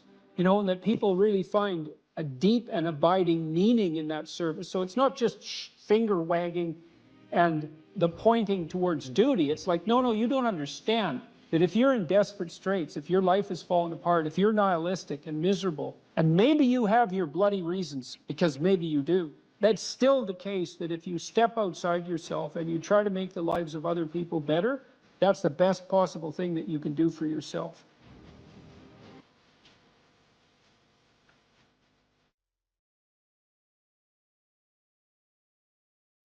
I wouldn't consider myself either naive or a particularly optimistic person. I don't think I'm either of those. But this is actually an idea, this is one of the only ideas that I've ever found that I really believe to be rock solid. I actually think that it's true. And it's very optimistic because it says you can use your sense of meaning to calibrate your progress through life. But there's rules. You have to aim at the highest possible good that you can conceive. Now, and that's subject to update, because what the hell do you know? But you start by aiming at the star you can see rather than the dimmer one that you can't yet perceive. And then you decide that you're going to do that honestly, right? That's a big decision. So the first decision, I think, in some sense, is a decision of love. You're going to decide that being is worthwhile and that you're going to work for its betterment. And that's a decision that's based on love. And the second decision is based on truth. Having made that decision, you're going to play a straight game. Having made those two decisions, I think that you can allow your sense of meaning to calibrate your pathway. And then what's so interesting is that you hit a state that's as close to paradisal as you're going to hit right away, because being engaged like that, it's better to be engaged in the solution of a complex problem than not to have a problem at all. And that's no different than saying it's better for there to be being than non-being, because being is a problem. And so if you want to have no problems, then you have no being. And you could say, well, being is so miserable that maybe that's the route we should take. And fair enough, but maybe you can have your cake and eat it too. You can have the damn problem. It can be a problem worth solving, and you can be so engaged in solving the problem that it justifies the fact that the problem exists. And then you get to have the problem and the solution at the same time, and maybe that's better than not having the problem at all. And I believe that, because one of the things I have seen, and I've seen this being so interesting when I've been lecturing to people, especially more recently, and this is also manifested on itself on YouTube. I'm talking to people a lot about responsibility, and it's young men in particular that seem to be responding to that. And I think that's partly because I think that young women, in some sense, have their responsibility map already laid out for them. It's also less voluntary in some sense for women, because they have more complicated problems to solve in the first part of their life, right? Because they have to get the family problem solved. But whatever.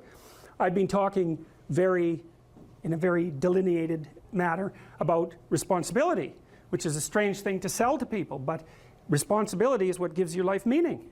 And so then you might say, well, then take on ultimate responsibility. And what happens? You have an ultimately meaningful life. And then you might say, well, if your life is ultimately meaningful, doesn't matter if it's punctuated by tragedy or even predicated on tragedy. It's worth it. And I think that's true. And everything I've seen indicates to me that's true. Every time I get my clients to take on more responsibility, you know, and it isn't an injunction. You're a bad person, you should take on responsibility. It has nothing to do with that. You can define the damn responsibility. It isn't something that someone else should impose on you. It's not a matter of doing what you should do in some abstract manner. It's not that. It's the choice of what game you're going to play. And you know, you can play the game of the seeker, I would say, and if you play that game, then everyone wins. And it's the best game you can play. And so the answer, in some sense, to the tragedy of life, to the catastrophe of life, to the fall, is to adopt the responsibility of mortality that goes along with that, and to play that game maximally. And paradoxically, it's in the willingness to do that that the solution emerges. And I have done my best with every single thing I've talked to you guys about. I have done my best to do what Dostoevsky does in his novels, which is I make a proposition and then I spend months or years trying to figure out if I can take the bloody thing apart if there's something wrong with it, because I want to find out. I want to hit it with a hammer and see if it breaks.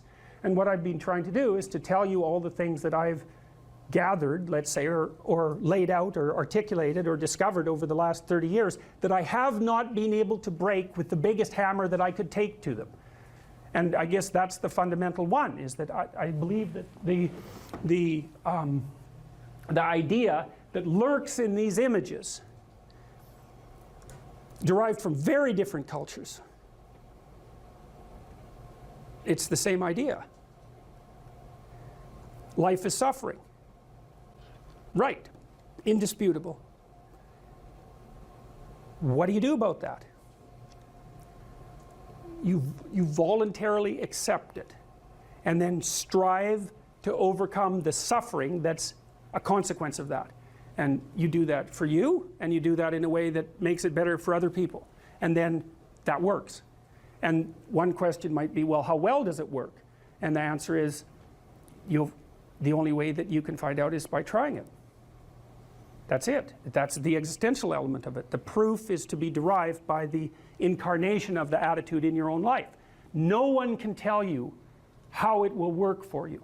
It's the thing that your destiny is to discover that.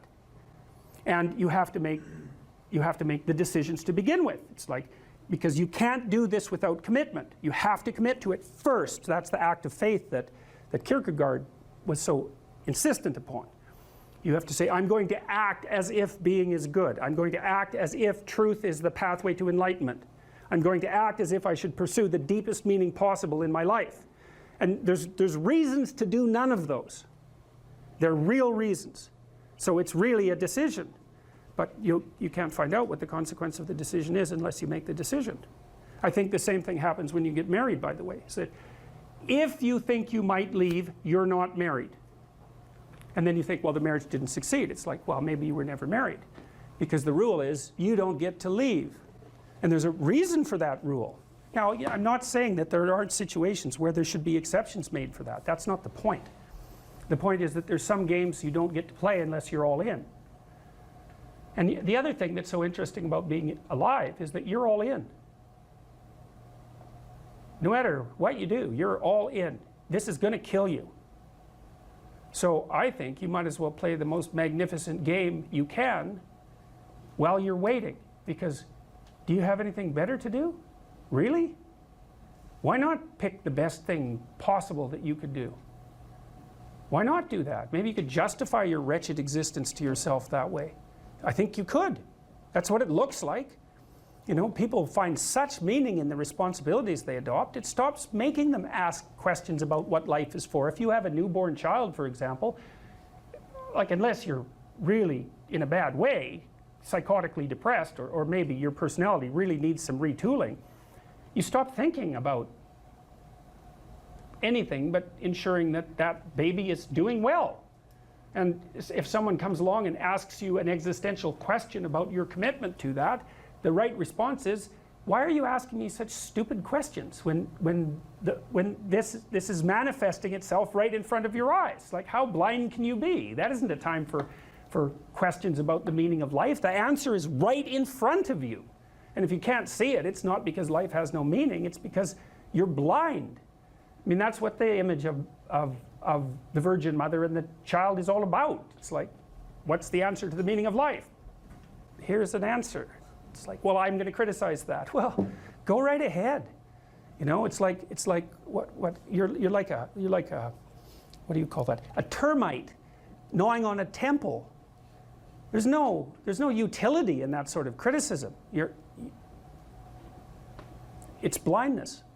And it's the same thing with regards to the path of the hero. It's like it glistens in front of you and you can criticize it. It's like,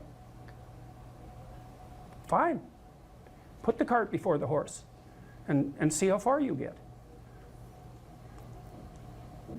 So I thought, to bring full closure to the class, I was trying to solve this terrible puzzle that confronted me and many other people about how it was that human beings got themselves in such a tangle about what they believed. Such a tangle that we were pointing the ultimate weapons of destruction at one another, which, by the way, we are still doing. And I thought, okay, well, I understand that. We need our belief systems. They orient us. And that means there will be conflict between belief systems, and that can be a catastrophe. And that's being played out everywhere, again, in very many ways. What's the solution to that? Well, one possibility is there's no solution. It's just mayhem all the way around. Could be the case. But it seemed to me, as I delved into it, that the proper solution to that was to live properly as an individual, because you're more powerful than you think. Way more powerful than you think. I mean, God only knows what you are in the final analysis. You're blind to your own weaknesses, but you're also blind to your own strengths. And so then I think, well, if you got your act together, it'd be better for you, and instantly it would be better for your family, assuming they wanted you to get your act together, and not everyone does, and then it would be better for the community. It's like, how far could you take that? If you stopped wasting time, and if you stopped lying, and if you oriented yourself to the highest possible good that you could conceive of, and you committed to that, how much good could you do? Well, I would say, why don't you find out? So that's what I think you should do. You should find out. You don't have anything better to do. And there's nothing in it, as far as I've been able to tell, there's nothing in it but good. So maybe you could sort yourself out so that you wanted nothing but the good. And then maybe you could help make that manifest in the world. And maybe we wouldn't have all these terrible problems then. At least we'd have fewer of them, and that would be a start. So it's the answer to the problem of humanity is the integrity of the individual. That's the answer. So, and states that are predicated on that realization are healthy. So, and states that aren't are doomed to stagnation and catastrophic collapse. And personalities that are predicated on self-tyranny and the tyranny of others are doomed to collapse. So, and then you think, well, what's the barrier? And the barrier is, are you willing to accept the responsibility? And part of the answer to that is, reduce the damn responsibility until it's tolerable. You don't have to fix everything at once. You could just start by fixing the things that you could fix. Or you could even do it more. You could do it with even less self-sacrifice. You could start by fixing only the things that you want to fix. God, you can get a massive way that way. So do it. See what happens. That's what you should have been taught in university right from the beginning. It's like, aim at the highest good. Tool yourself into something that can attain it. And go out there and manifest it in the world. And everything that comes your way will be a blessing. And so all you have to do is give up your resentment and your hatred. I know that's a hard thing to give up because you have plenty of reason for it.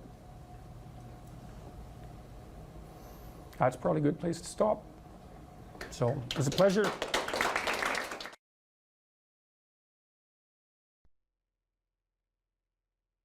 What we mean by soul is something like animating spirit. And you might say, well, what's a spirit? And well, that's actually rather easy to answer. So when a child of 4 is playing house, let's say when a child of 4 is playing house, she acts out the role of the mother. But acting out, that's a strange thing, right? Because she doesn't literally duplicate in her actions or her perceptions in the game what she observed her mother literally doing. So for example, she didn't go into her mother's bedroom when her mother awoke and watched her turn her head in a particular way to awaken and count the number of blinks so that she could mimic that in her play. And you think that's absurd, but it's not absurd if it's just mimicry. It's not. It's unbelievably sophisticated. So what the girl does is she watches her mother manifest maternal behavior across a vast array of instances, and she integrates that with the image of the mother she's received from all the books she's been read and all the little movies she's watched, the Disney movies and so forth, and she abstracts out the animating principle of the maternal, and then she embodies that in play, and usually with a little boy, and that's practice for what's going to come later. It's unbelievably sophisticated, and she's embodying a spirit, and the spirit there is the abstraction of the central animating principle from multiple embodiments of its manifestation. And if you think children can't do that, well, then you don't know anything about children, because they do that all the time in their pretend play, which is a necessary precursor to healthy psychological development. And so part of what we refer to as the soul is the presence of that spirit, or maybe even the capacity of embodying such spirits. And it's very difficult to know how deep that goes.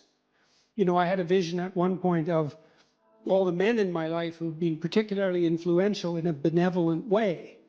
You know, and you think, well, just the mere notion of the idea that there could be a benevolent way that would unite the acts of benevolence across a series of men, that's all comprehensible to you.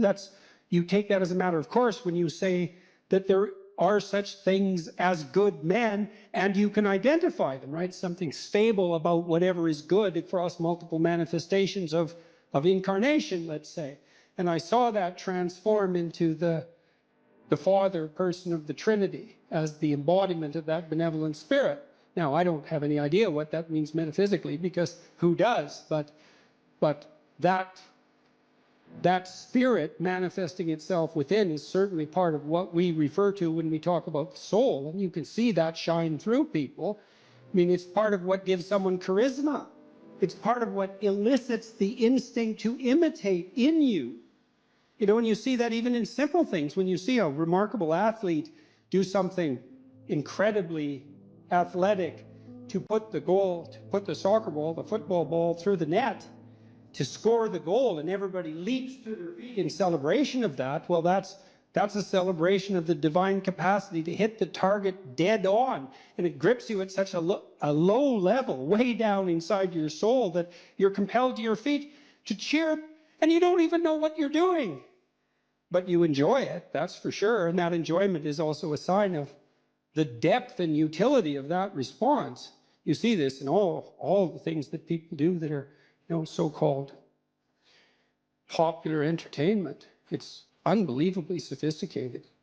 The soul is participating in that in the fullest extent. And, you know, you can say, well, there's no necessary use for the religious terminology. It's like, well, until you come up with a better word, there's plenty of use for it, because it's a very complex and deep phenomena. And to, you know, just cast it into the realm of superstition in some casual manner it's just not helpful. Not in any possible. It's not helpful scientifically. It's not helpful ethically. It's not helpful existentially. Try treating someone for a while as if they don't have a soul. Just really, I mean it. Just, you know, treat them like a deterministic machine, if that's your belief. Really act it out. You'll be like the most hated person in town in about 15 minutes. Well, I mean, what do you make of practical evidence like that? I mean, you interact with people as if they're free souls capable of choosing between good and evil. That's what you do all the time. And maybe you can addle yourself out of that by some ridiculous rationalist ideology, but that just means you're kind of a gabbling fool, and it's just going to make you trip over things you don't even notice in all of your social interactions. I don't care how you think philosophically or ideologically, you bloody well know that what I just said is true. So, and that's true even when you're interacting with an infant or a small child. It's true when you're dealing with someone who's elderly and virtually incapacitated in every way. You still see that divine spark, for lack of a better term, and we do lack a better term, by the way. You see that everywhere if your eyes are open and if you're willing to see it, and to the degree that you're responsive to that, then your actions are guided by love and your words are guided by truth.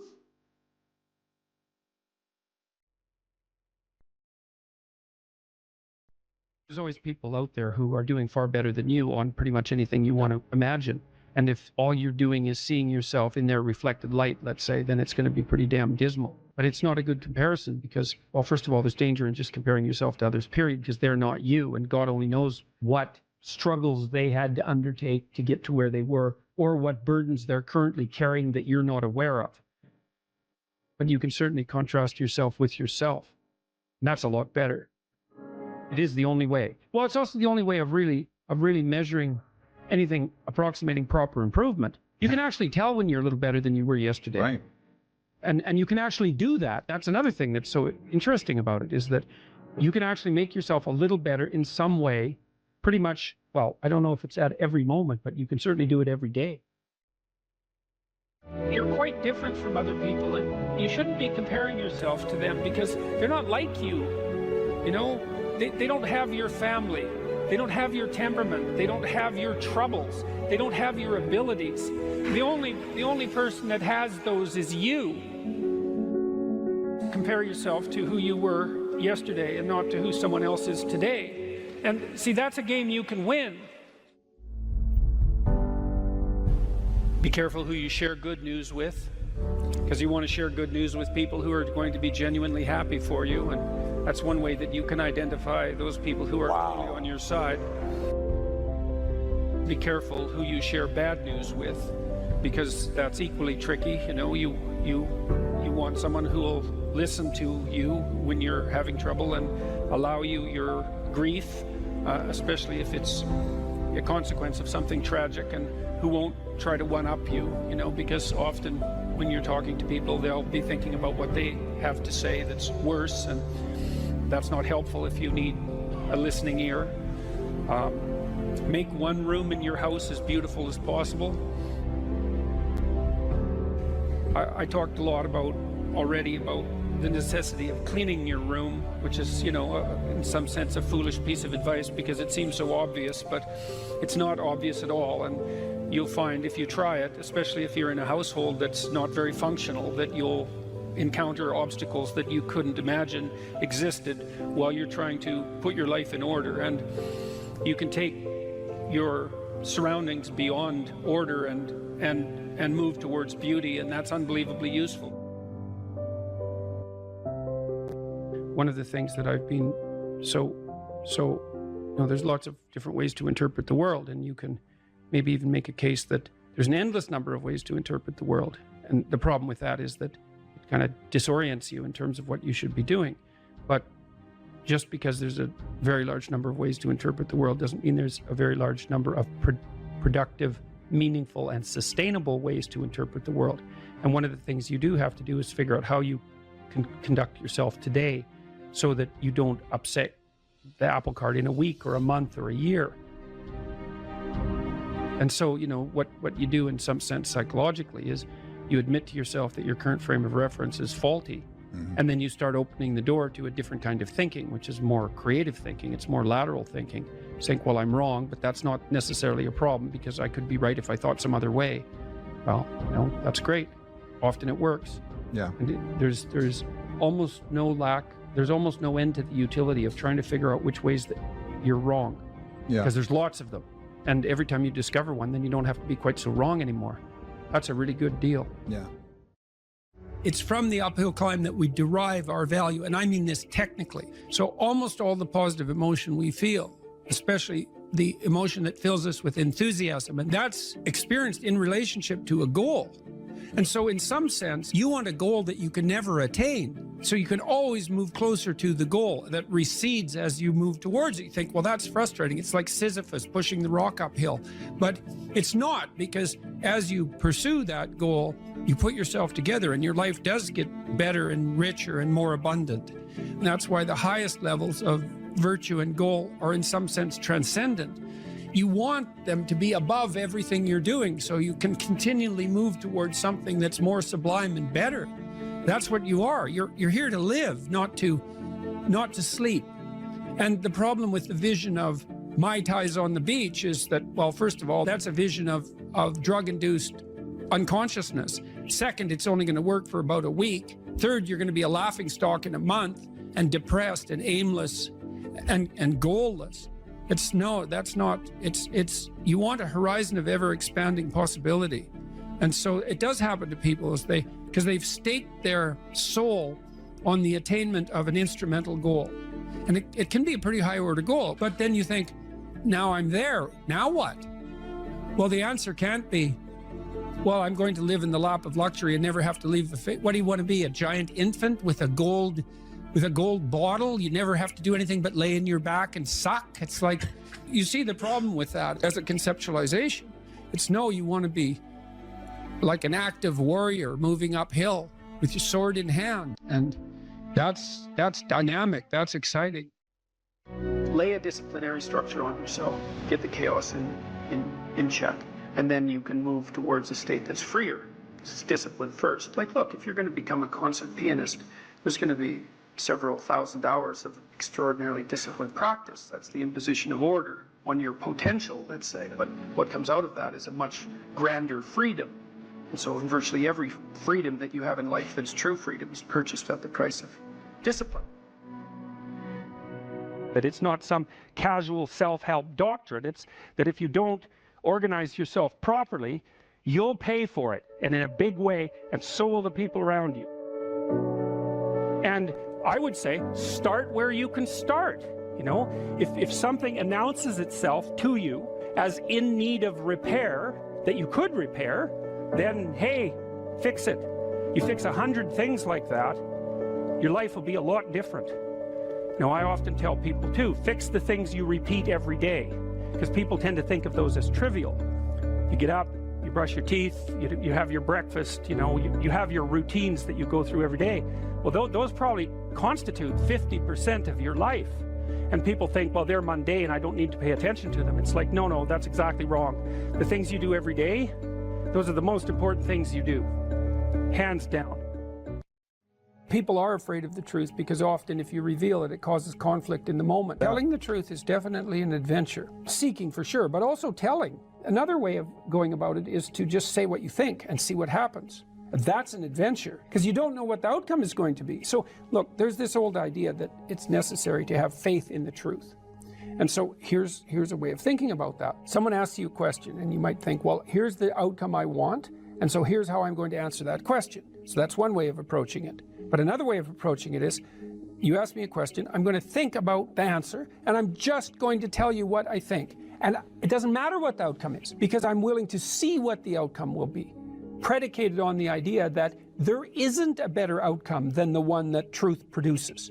Even if it's harsh and terrible in the short term, and sometimes it is, it's like there isn't a better way of doing it. Now, you might say, well, how do you know that? And the answer is, well, I don't know that. That's why it's an article of faith, because I believe, and I believe this deeply, the being that you produce as a consequence of telling the truth is good, by definition, even though it's harsh and often uncomfortable, because you get in trouble. One of the things that I've really learned recently, or learned to articulate better, is that there's a very tight relationship between aspiration and responsibility. The first question might be, do you need to aspire to something? And the answer is, well, yes, because you have to do something. If you just sit there, you'll die. You can't just sit there. You have to go act out in the world. Okay, so act towards what?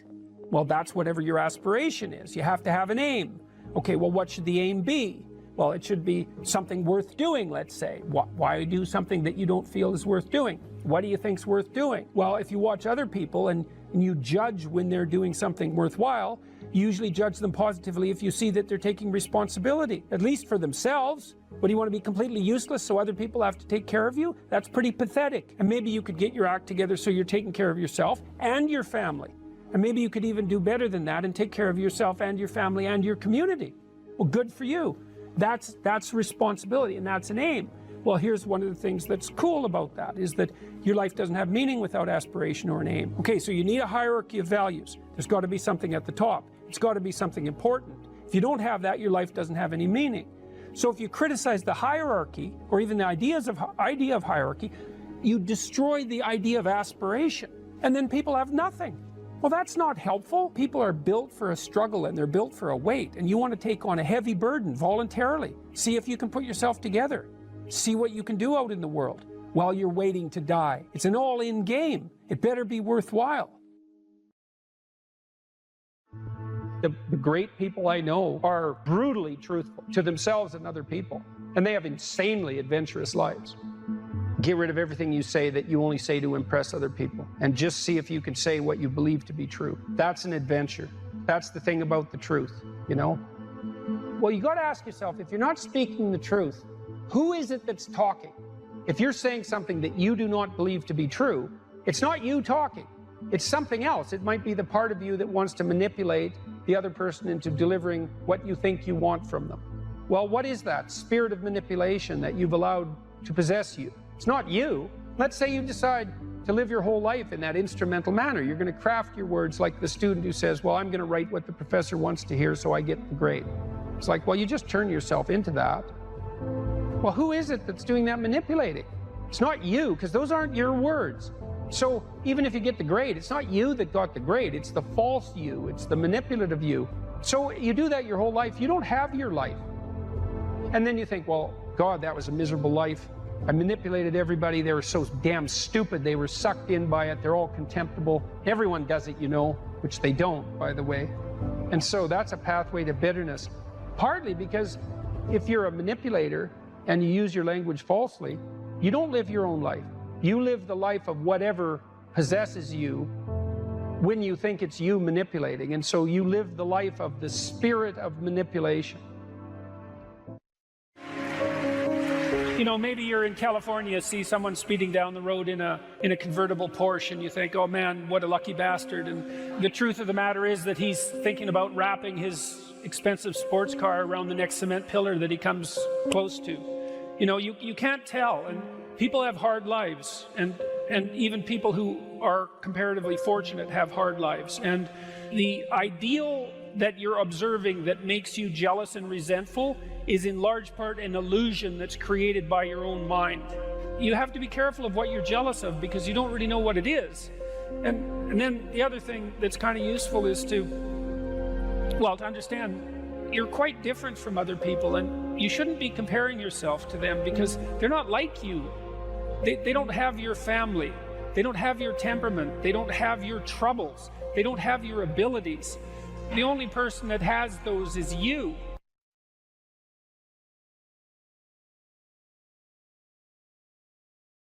The hallmark of true sovereignty is the willingness of the elite, let's say the talented, the productive, the blessed, the gifted, to justify the unequal division of talent by serving to ameliorate the catastrophic suffering of the dispossessed. Now, Nietzsche warned about that, right? He thought that Christianity would devolve in some sense into the woke nightmare that it has devolved into. But I think he failed to give the devil his entire due. And the notion that the highest is the highest because it voluntarily serves the lowest, that's a deadly idea. And I don't think it's an ideological idea at all. I think it's an idea that removes the paradox of human existence. And so there's that, but then there's another insistence in both Judaism and Christianity, and I'm not saying it's limited to those doctrines, by the way, that the way to deal with suffering is not to avoid it or to circumvent it with a shallow hedonism, but to face it intensely, head-on, and voluntarily in its full manifestation. And so one of the things I've realized about the Passion story, which Jung regarded as an archetypal tragedy, and in some sense a limit case, right? A story so tragic that you cannot write a more tragic story. Right. Is that it drags the observer, and so that's all of us in Christendom, through the entire catastrophe of human existence, right? So it confronts you with the mob that's after you, that you are also part of. It confronts you with moral relativism in the shape of Pontius Pilate. It confronts you with the oppression of the totalitarian state of foreigners, let's say, in the guise of Rome. It confronts you with the betrayal of your best friend. It confronts you with the willingness of the crowd to punish the virtuous and free the criminal. And that's the story of Barabbas and Christ. And Pajot told me the other day, Jonathan Pajot, that an alternative name for Barabbas was Jesus. And that what the crowd did was pick the political revolutionary over the spiritual leader. And that's perfect. And then it confronts you with the reality that we all face our own mortality, and too early. And the fact that sometimes the innocent and virtuous are punished. And so and then of course there's the horrible, tragic, torturous death, all of that. And that's all signified by the image of the crucifix and what we're doing to ourselves, even though we don't know it. I'm speaking mostly psychologically, although somewhat theologically, is that we're exposing ourselves to the ultimate catastrophe of human existence, while simultaneously manifesting the faith that if we face that unflinchingly, that will resurrect us instead of killing us. That's quite powerful. It's something, man. It's something. It's something I've been puzzling out for, well, a long time, but particularly for the last 6 months. I'm going to write about that in my new book. And when I talk to my audiences about that, you know, and I would especially say this has an impact, again, on demoralized young men, and say, look, we don't know the limits to the expansion of your personality if you're willing to face things without deception. And that's a variant of that radical honesty we were already talking about. Don't live by lies. Well, life is rife with injustice, atrocity, and suffering. And so what do you do with that? Do you avoid it? There's good physiological evidence, by the way, that if you take two groups of people and you subject one group to a stressor involuntarily, and you get the other group to take on the stressor voluntarily, that the pattern of psychophysiological response is entirely different. It's entirely different emotionally, motivationally, and in terms of the damage it does. And so the involuntary imposition of a threat is stressful and damaging, but the voluntary acceptance of a threat is invigorating and revivifying. Now, it would be nice if we could be optimistic, and I think, again, the problem with being optimistic is that it's naive. So then the question is there an optimism that's not naive? And I think there is. And the optimism that's not naive is in just a visualization of how strong people can be. So one of the things that I tell people, I've told my students in my class, in Maps of Meaning, here's a goal. You want to be the person at the funeral of your father that everyone can rely on. How would that be? You want to be the person who's broken and useless and adding to the misery in the corner. And look, I'm not making light of people's grief. You know, I understand grief. But who do you want to be when there's a crisis? Right? Do you want to be the person that everyone can turn to for strength? It's like, why the hell not? Why not that as a goal? That'd be a good goal, because then if there's a crisis, and there will be, it won't be such a bloody crisis, because there'll be someone there that can deal with it. You know, so when I went and talked to these people at the funeral home, I envisioned that. I thought, okay, well, this is something you have to contend with if you're going to be alive and adult. You have to contend with death and suffering, and you have to be ready for it. And you have to be there for the person, because that's all they're going to have. And so there's a goal, man. And in this time of nihilism, you know, it's what's the point of life? People ask, and they're taught that at universities. What's the point of life? Everything's interpretation. Humanity's a cancer on the planet. You know? Well, how about no? How about not that? How about that there's something to us?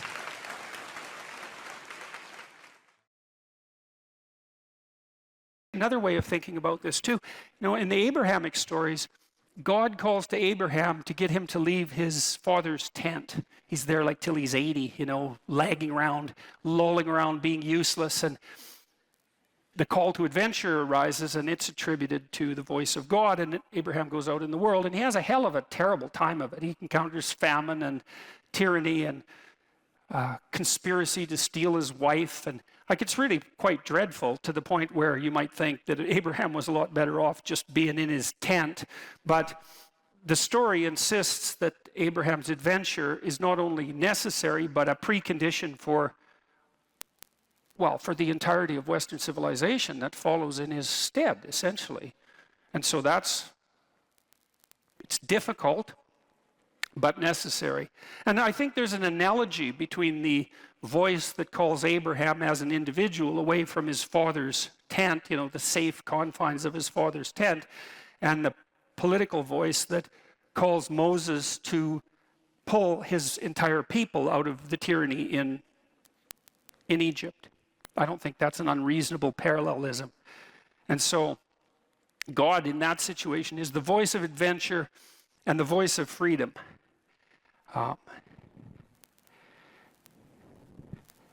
Okay, now, Moses heeds this call and convinces the Pharaoh, eventually, to let the Israelites go. And so they leave tyranny. And the story is very interesting to me because it's so sophisticated in structure, because you might think once you get out of the tyranny, problem solved, right? And you could even think about this in terms of the tyranny of your own preconceptions. You drop the constraints you've laid upon yourself, the arbitrary constraints you've laid upon yourself, or you stop imposing your will on other people, or you escape from political or social tyranny, and everything's immediately better. And that's not what happens in the story at all. What happens is that the Israelites go from the tyranny into the desert.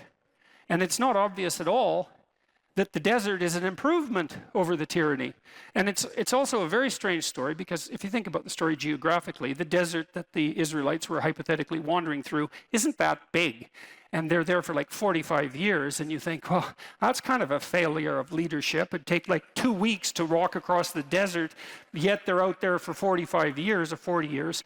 What can that possibly mean? And what it means, I think, it means a variety of things, but apart from the fact that it's out of the tyranny into the desert, which is really something to think about. Like, why won't you drop your stubborn preconceptions if they're just constraining you, you know? Or why would people subject themselves to totalitarian oppression if they could just let it go and then everything would be all right? And the answer is, everything wouldn't be all right. It might get worse initially. And that's sort of what seems to happen in the Exodus story. It's like in the desert. And how long? 40 years, 3 generations. So you might think, well, we're better off in the bloody tyranny.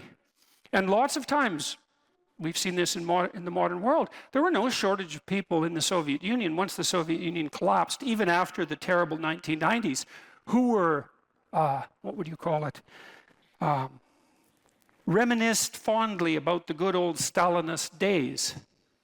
And you can kind of understand that, because maybe knowing exactly what you should be doing all the time is preferable to not knowing what the hell's going on ever. And maybe that's the distinction between the tyranny and the desert. You know, you drop the tyranny, but then what? Well, what happens in the desert? The Israelites are wandering around there for like decades, and they fight amongst themselves. And Moses has to act as a judge. I won't get into that too much, but he judges them for a very long period of time, for many, many hours every day, trying to help them regulate their behavior now that they don't have a central authority.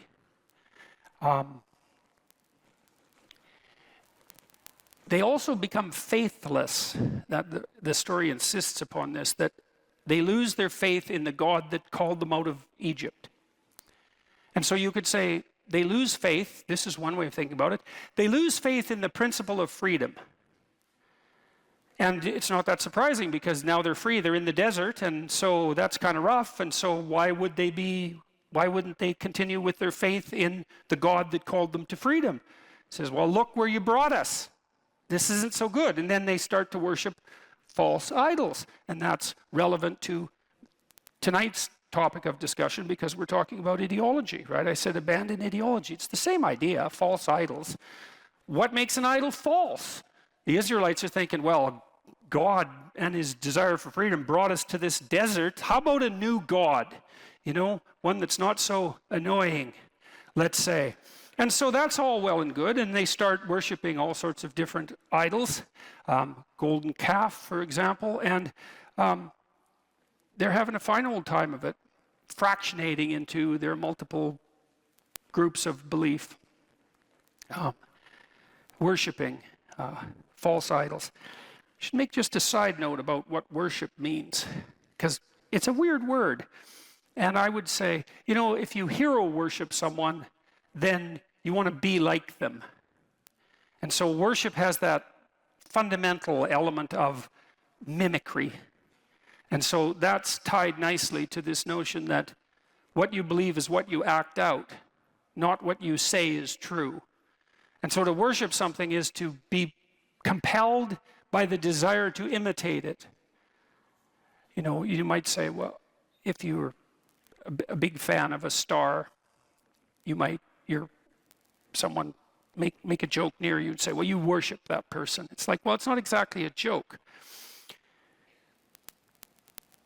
The grip of that admiration is part of the impetus to imitate. And so then I would say, well, just as what you value most highly is that which you act out. What you worship is that which compels you to imitate. That's what the act of worship means. To imitate and to celebrate. To celebrate is to put at the highest place. To say this is the highest of values. And so now the Israelites are out in the desert and they're worshiping false idols, which means they're putting the wrong thing in the highest place. And then we have the same objection. How do you know that it's the wrong thing? Which is the same question. How do you know when a belief is an ideological belief and when it's valid? Or can you even say such a thing? And how do you know when you're saying it that you're not just falling into the same trap? I'm trying to puzzle that out piece by piece. I want to tell you a side story here, then we'll go back to the narrative. A couple of side stories. On the back of your dollar bill, there's a pyramid. And at the top of the pyramid, there's a cap, and the cap is separated from the pyramid, and there's an eye in the cap. Okay. And then in the Washington Monument, at the top of the Washington Monument, there's a pyramid, and at the top of the pyramid, there's a cap, and it's made out of aluminum. In ancient Egypt, that cap was made out of gold. And the reason it's made out of aluminum in Washington is because aluminum was more expensive than gold when the Washington Monument was made, and they wanted to make the cap of the pyramid, which is the thing at the very top of the pyramid. They wanted to make it out of the most valuable material. Now, why would you want to make what's at the top of the pyramid out of what's most valuable? And the answer to that is something like, the thing that's at the top of the pyramid, since it's at the top, should be the thing that's most valuable. And what's most valuable? Well, gold's valuable. Why? Well, it's like the sun. It's incorruptible. It's a noble metal. It gleams like the sun. It's a symbol of value. And so the notion there is that the thing that's at the very pinnacle of the pyramid should be the thing that's most valuable. And then we're back to the question. How do you know that something is valuable compared to something else? Okay, so put that aside, back to the Exodus story. So the Israelites are worshiping all these false idols, and God's getting upset about this. And he sends a bunch of poisonous snakes in amongst the Israelites to bite them. And which seems kind of heavy-handed, you might say, because the poor Israelites, they're thinking, tyranny, desert, snakes, you know, enough. And fair enough, you know, I have all sorts of sympathy for their position, because out of the tyranny into the desert, that's no joke. And then to add snakes to that seems like too much. But doesn't matter, because you'll find yourself in your life at times when you've gone out of the tyranny into the desert and you're suffering plenty, and then the snakes come and you're suffering even more. And well, the Israelites get together and they go to Moses. They get together and they think, okay, enough snakes. We'll repent. They go to Moses and they say, look, we get it. Can you have a chat with God? Get him to call off the snakes. And so Moses says, I'll see what I can do. And he goes and has a chat with God. And he says, you know, you're stiff-necked people. It's a reference to the Pharaoh. Repent. Do you think you could do something about the snakes? And God has a perfect opportunity there to just get rid of the snakes since he brought them. But that isn't what happens. And that's extremely strange, at least. Now, I'm not going to claim that what I am going to tell you that I think it means is what it means, because who knows these things. But I think we could all agree that at the very least, that's very strange. The whole story is strange, but that's strange. Moses goes to God. He says you could call off the snakes, and God doesn't. He says something almost incomprehensible. Instead, he says, you should take Moses already has a staff. It's the staff of Moses, and he's done all sorts of magic tricks with it before, like turning it into a snake and having it turn back into a staff. And I won't get into that. That's a very interesting idea in and of itself. But God tells Moses' staff is also the staff of God. It's the thing that Moses relies on. It's, in some sense, it's the thing he can lean on. And so the staff is something you can lean on. And when you're walking, of course, the staff helps you stand and walk. And so it's a support. It's something reliable. Anyways, God tells Moses, take the staff and cast it in bronze, and then cast a snake in bronze, so make a sculpture, and stick the snake on the staff and put the staff in the ground, and then have the Israelites go look at the snake. And if they do that, then they won't be poisoned when they get bitten. And you think, what the hell is going on with that story? It's like, it's so peculiar. You know, this is one of those situations with the story you think there's either something deep going on here, or it's completely, I don't know what your conclusion can be. It's incomprehensibly strange, but that's the story. And so anyways, the Israelites go and they look at the snake, and then they're not poisoned anymore. And then here's even a weirder twist on that story. So many thousands of years later, Christ says, according to the Gospels, that he has to be lifted up like the snake Moses hung on the staff in the desert, which takes a story that's already unbelievably peculiar and makes it way more peculiar. Because you think, well, why in the world would someone who is reputed to be the savior of humanity,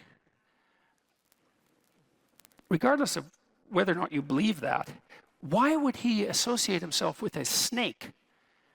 And then, especially given, the reputation of the snake, and more particularly, why associate himself with the particular snake that Moses used because God told him to in the desert? It's another one of those situations where there's either something going on here that's extremely mysterious, or what is it? What is it? Is it a kind of insanity? Like, it's not obvious at all what to do with that story. But here's what you do with it if you're a clinical psychologist, or if you're me and you're a clinical psychologist. One of the things we have learned is that we've learned a couple of things as clinicians, let's say. Here's one: honest speech cures people. Right? So Freud, in some sense, was the first person to really formulate that clinically. He said, come to my practice, and you can lay on this couch, and you just say whatever comes into your mind with zero censorship. And the consequence of that will be your thoughts will weave a pathway to your problems, which will then reveal themselves in a manner that, in principle, allows you to, for Freud, express the emotion associated with the problem and be cured as a consequence. Now, I don't think Freud had that right, because it's not the expression of the emotion that's curative, but it is the case that clinicians have agreed that untrammeled speech, so that would be free speech, except in the clinical setting, is in fact curative. And you kind of know that, right? Because you have people around you, perhaps, that you can tell the truth to, and vice versa.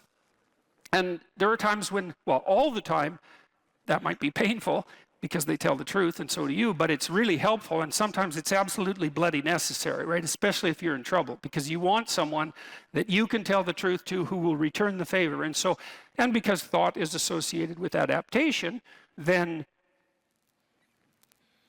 true thought is going to be associated with redemption. So the truth sets you free in that regard.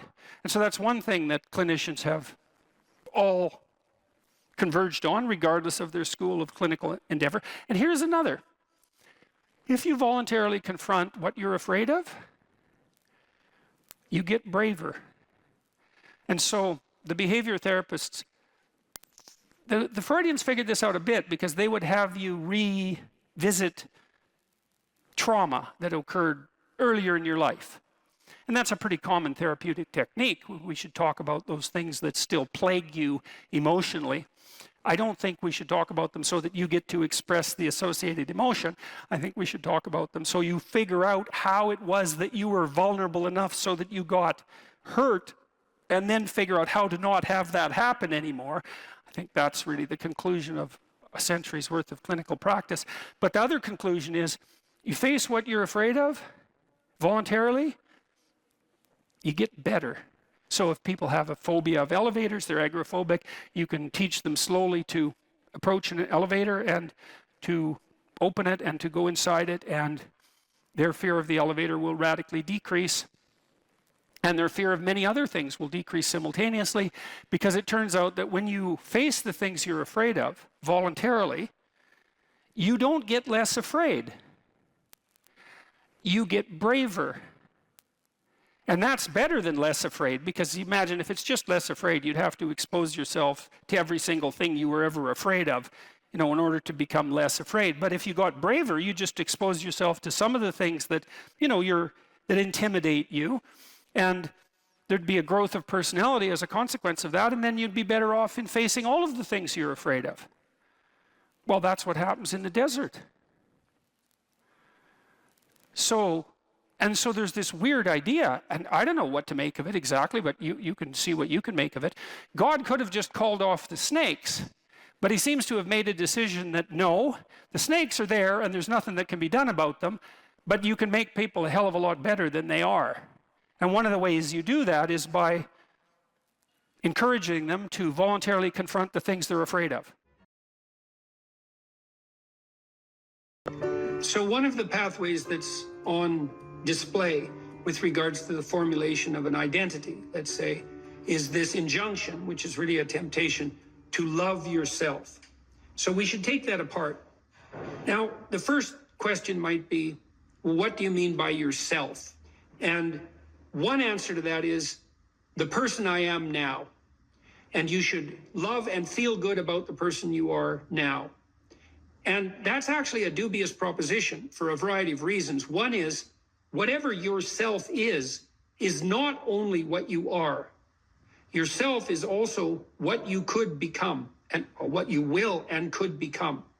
And so to love yourself properly is not only to love what you are, who you are, whatever that means, but to love who you could become. Now, one of the things I've observed is that it's very demoralizing, let's say, for the typical young man. It's true for the typical young woman as well.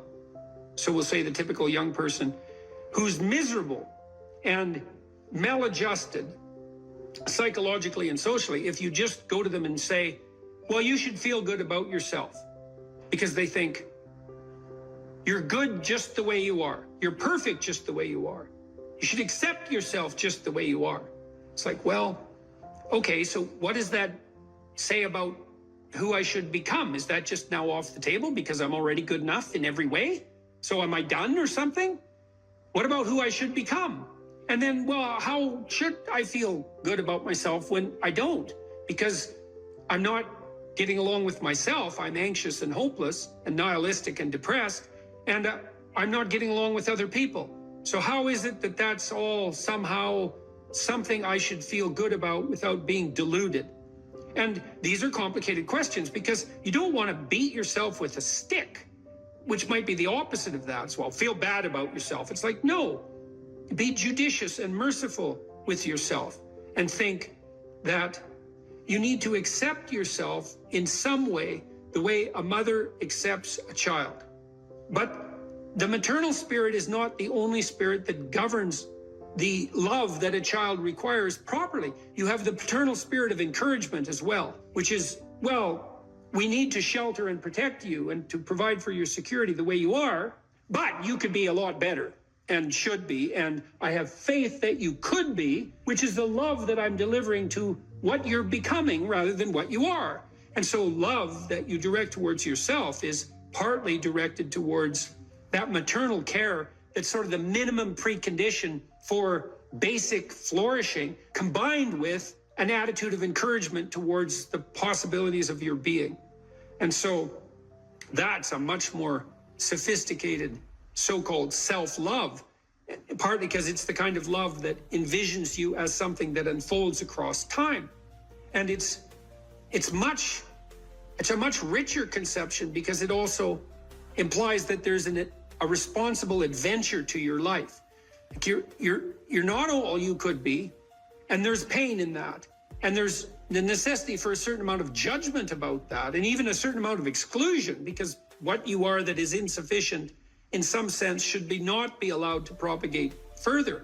But if it's conjoined with encouragement, it's like, yeah, you're in a rough situation there, kiddo, but here's some things about you that are virtuous and good, and they're pretty powerful actually, and if you just made those more manifest, you could dispense with a lot of this immaturity and misery, and you could expand yourself out into life physically and psychologically, and you could start walking this pathway that makes things better. And the thing is that as soon as you start walking the pathway that makes things better, then things immediately become better because your whole orientation changes. And if you're in a bad place but you're escaping, that's pretty positive, even if it's a bad place. And you might think, well, it's still bad, but it's better. It's like, well, that's a lot better than a bad place that's getting worse. That's for sure, because that's hell. Hell is a bad place that's getting worse. That's for sure. And so if you take the bad place and it's getting better, well, it's already not hell. That's a start. And so this notion of love, we've confused this with the maternal instinct for an infant. It's like, because an infant under 6 months is like, well, of course, your attitude towards an infant is you're exactly okay the way you are, in the sense that there's nothing to do with an infant under 6 months in the most fundamental sense, except to provide them with total care. But that's not what you do to any child that's older than 6 months. You start laying down some criteria for becoming, for improvement. And some of that improvement, because we can define it, well, there's nothing more perfect than a child, than a baby. It's like, yeah, but that's not true if the baby's 14 years old, right? It's true if the baby's 6 months old and actually a baby. But by 9 months, well, the child is going to start to interact socially. And now there's some principles that the child has to learn to abide by so that social interaction is optimized. And then you want to replace the infant with the toddler who has a certain domain of autonomy and responsibility and a certain capacity for social interaction. And you want to replace the toddler with the young child, with the preschooler, who now can negotiate a shared social space. And you want to replace the preschooler with the older child who's now capable of taking on as much domestic responsibility as is appropriate for that age. You want to take the infant who's entirely dependent and turn them into something that's autonomous and then socially integrated in a manner that's moving them towards individual responsibility. And the love is not only love that's devoted to what they are at any point, which is that encompassing maternal love, say, but the love that says, yeah, kid, we're pretty happy you're around, but the new you is going to even be better. And that's encouragement. And that's part of love. It's half of love, that's for sure. And you want to direct that to yourself as well. It's like, you don't want to judge who you are so harshly that you just destroy yourself and everything is cast into the pit. You want to take a look at yourself and say, look, you're a person among persons and you have intrinsic worth and you have your flaws, your sins, your domain of ignorance and inadequacy. But that doesn't mean that you're entirely worthless because of that. You have a base level value. That's intrinsic worth, let's say, that's reflective of the fact that you're made in the divine image in the most fundamental sense. You have intrinsic worth, and that's due a certain degree of baseline love. But there's the becoming problem. It's like, well, especially when you're young, most of you is still in the becoming phase. And so why wouldn't encouragement be the hallmark of love? It's like, get the hell up, get your act together, adopt some responsibility, put your life together, develop a vision, expand yourself beyond the narrow confines that are causing your misery. And we think you can do it. You could do it. You should do it. The world would be better off if you did it. You'd be doing better if you did it. Everything would work out better. Why would we not work to make everything work out better? And you're the person who could do it. And you tell young people that and they think, well, no one ever told me that before in that way. And they think, well, maybe I should get my act together. And then they go out and try to get their act together in some micro ways. And they think, well, turned out that worked. And I'm less miserable. I could try doing it a little bit on a broader scale. And they try that and they think, wow, people seem a lot happier with me. I have more friends and I'm more popular and I'm a little more physically attractive because I'm standing up a little bit straighter. And then away they go. And why would you, unless you believe that human being is corrupt and pathological in its essence, which many people now seem to believe, or at least some dread spirit seems to insist, and people agree with it. If you don't buy that, then you think, well, yeah, you unfold, man. Unfold all those manifold possibilities that lurk within and be a force for good in the world, and that'll be the adventure of your life. And I guess we could also add to that a bit of a disquisition on truth. So you should be oriented by love, and you could say, well, that's the desire to care for being and becoming, however it's manifest, to want that to turn out in the best possible manner. That could be your goal. I want things to turn out in the best possible manner. And you have to decide if that's true, because people are tempted to create little hells around them all the time. So don't be thinking that necessarily you want that, because it's not that easy to orient yourself so that that's all you want, because you're bitter and resentful and angry. And so all of that's going to interfere with that vision of love. And then you might say, well, now that you have that vision, what do you have as weapons to clear your path, let's say, or to set things in order as you move forward? And one of the answers to that is we have truth. Well, why? Well, because you want to contend with the world the way it is, obviously. So truth is going to be useful in that endeavor. And then you might say, well, if I could get away with something by not telling the truth, why shouldn't I just lie? If I could get what I wanted and if I could avoid responsibility, why not lie? And the first answer is, well, what makes you so sure you want to avoid responsibility except narrowly in this moment, because it's not a good medium to long-term strategy and everyone knows it. And what makes you think that manipulating people in the short term so that you can gratify a whim is going to be a useful iterative strategy? It's like it's not. So you can dispense with that. And so what do you do when you tell the truth? Instead, is you predicate your actions on an axiom of faith, which is that nothing better can happen than that which happens if you live in truth. And that's a statement of deep religious faith, because the evidence for that can only be gathered as a consequence of manifesting the actions that are predicated upon that axiom of faith. You don't know till you lay it out. But you can say, well, I believe that the truth will set me free. And then you think, well, the truth will set me free. Who's me? Back to identity. Well, if you're lying, it's not you by definition, because if you're lying, you're attempting to implement a falsehood. You're attempting to falsify the world and yourself. That's what a lie is. And so if something happens that's good because you lied, it's not happening to you. It's a reward for the spirit of deceit that you allowed to inhabit you. And if you reward the spirit of deceit that you allowed to inhabit you, it will grow. And I would not recommend that. That's a very bad idea. In the contrary situation, you live and speak in truth, and then things happen. They're happening to you. That's your life, man. That's your adventure. And one of the things that's very interesting about the truth in that regard is that it provides a certain optimal unpredictability.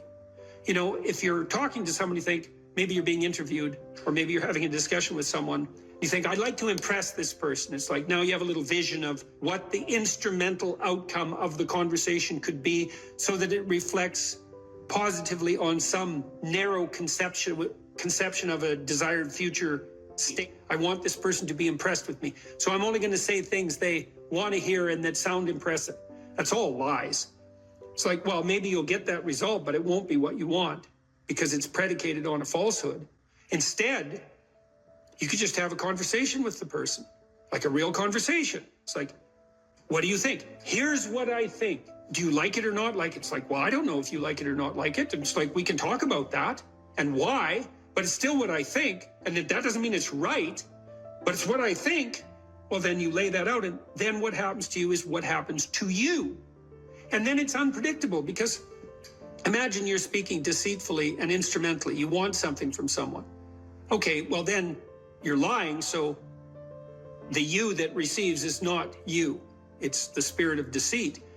And it's also, you're instrumental because you think that that narrow vision is optimal, even though it requires deceit. You can just throw that away and you can say, well, I'm going to say what I think, carefully and judiciously, feeling out the words, and then I'm going to accept whatever happens, no matter how unpredictable.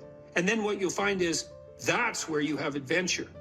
Because you might ask too, well, what do you have to offset against the catastrophe of life? Responsibility, friendship, place, job, career, education, all of that. Adventure.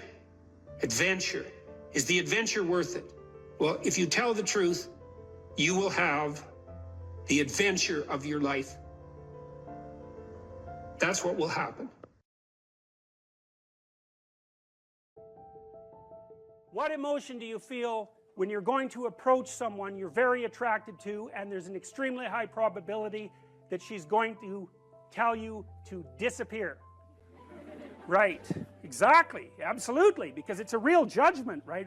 We're going to see a movie called Crumb where you'll see this in great detail. But it's a real judgment. It's like the best judgment is, well, I don't mind your physical presence, but your genes should definitely not survive another generation.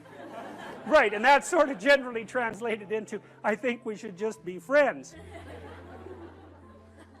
Right, you know, and you can blow that off, and people do, and you have to, because it's part of being polite and civilized, but, you know, let's make no mistake about it. There is no more fundamental judgment than that. So, paralysis, and there's no shortage of men, I mean, who are absolutely terrified of women. I mean, I've had many of them in my practice, you know. I had one guy, he was so terrified of women he couldn't even talk to them on the phone. It's more common than you think. So, but it's generally manifested by men who no one cares about, so it's generally irrelevant. So, well, it's the case. It really is the case. I'm not kidding. They're low status men. You know, they're people that are generally regarded as losers, and there isn't anybody who really gives a damn about what happens to them one way or another, and there's a lot more men in that category than there are women. Women are in all sorts of, you know, social categories that cause them misery and distress, but that one seems to be predominantly male. One of the things I'm going to do when we talk about Freud is I'm going to show you this movie Crumb, which I just told you about, and it's a very rare thing because it shows you the world from the perspective of very intelligent male losers, and that's just not a perspective you ever see, because it's the winners that tell the stories about their life. It's like, who the hell cares about the life of a loser? But this movie is about a loser who became a winner, and, you know, almost as an act of revenge. And it's great. It's great examination of the Oedipal complex. Remarkable. Women select men. That makes them nature, because nature is what selects. And so, you know, you can say, well, it's only symbolic that women are nature. It is, not in some sense, is the gatekeeper to reproductive success. And you can't get more like nature than that. In fact, it's the very definition of nature. So, as I said, there are lots of reasons why these symbolic representations are set up the way they are. Alright, so that's the great mother, nature. The queen, the matrix. The matrix is something from which all things form. Same root word as matter, mother, all the same root word. The matriarch, the container, the cornucopia, the object to be fertilized, the source of all things, the fecund, the pregnant. There are more parts of the associational network. The strange, the emotional, the foreigner, the place of return and rest. The deep, the valley, the cleft, the cave, hell, death, and the grave. The moon, ruler of the night and the mysterious dark, and matter and the earth. So those aren't necessarily associated with femininity, but they're typically associated with femininity from a symbolic perspective. You know, so like generally, like a witch in a movie doesn't come riding out of the full bright sun at noon, right? That just doesn't happen because it doesn't make sense. It's a dark thing. And so if you saw that occurring in the light in a movie, you'd think, you know, what the hell's going on here? That doesn't make sense. And the reason it doesn't make sense is because it violates the complex, the symbolic complex. So those are female denizens of the underworld and hell. Very pleasant creatures. It's like Medusa with the head of snakes, you know. And if you ask, you know, why would a woman have a head of snakes in reference to a man? And that's really simple. I bet there are men here who know the answer to that. I don't know what you guys think about this, but I was pretty happy when I thought this up, and it took me a long time. So, if you think about the world in Darwinian terms, right, it's a struggle for survival and reproduction, which are basically the same thing. Survival is you, but reproduction is the survival of your genes. So it's a survival issue over very long spans of time. Okay, what do we call the selection mechanism? Right, natural selection, right? It's nature who does the selection. Okay, so let me tell you something that makes female humans different than female chimps. I mean, there's lots of things that do, but so, but here's an important one. If you look at which male in a chimp troop fathers most of the offspring, it's the dominant male. But the reason for that isn't because the female chimps sort of flock around the dominant male. Now that happens in other species, but it doesn't happen with chimps. What happens is the dominant male chases all the subordinate males away and will interfere with any sexual behavior they manifest. He'll chase them away. The females, though, are perfectly happy to mate with a subordinate male if they're in heat and they get the opportunity. So they go into heat, which is something that doesn't happen with female humans, and they really don't care who they mate with. Okay, female humans are much different than that. They're picky. So they're choosy. It's a big deal. It's a big deal that they're choosy. Women also seem to evaluate men for their fitness.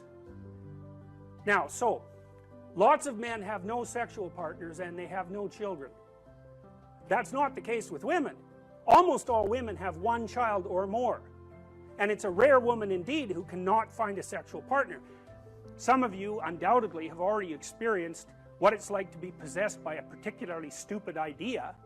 You know, so maybe you've grown out of one or two of the stupid ideas that possessed you, or maybe you're possessed by an attraction to someone you can't control, or you can't control your eating behavior, or you're a pushover when it comes to interpersonal interactions because you're too agreeable, or you fly off the handle and fight, and none of this is really under your control. And so all of those things that manifest themselves not only in your behaviors but in your perceptions themselves, they tend to take on embodied form and use you as the vehicle for their activity. So, when you're thinking about something like anger, for example, think about how it works, because it's quite peculiar. What must someone generally do? How must someone generally act if you're going to be angry at them? They have to be irritating, right? They have to provoke you in some way. Well, the mere fact that you perceive what they're doing as irritating or provoking doesn't ensure that anyone else would have thought about it, or that that's what they meant, or that that's what's happening. And my point is, it's very important to think about these complexes of ideas as sub-personalities, because otherwise you really don't get what they're like.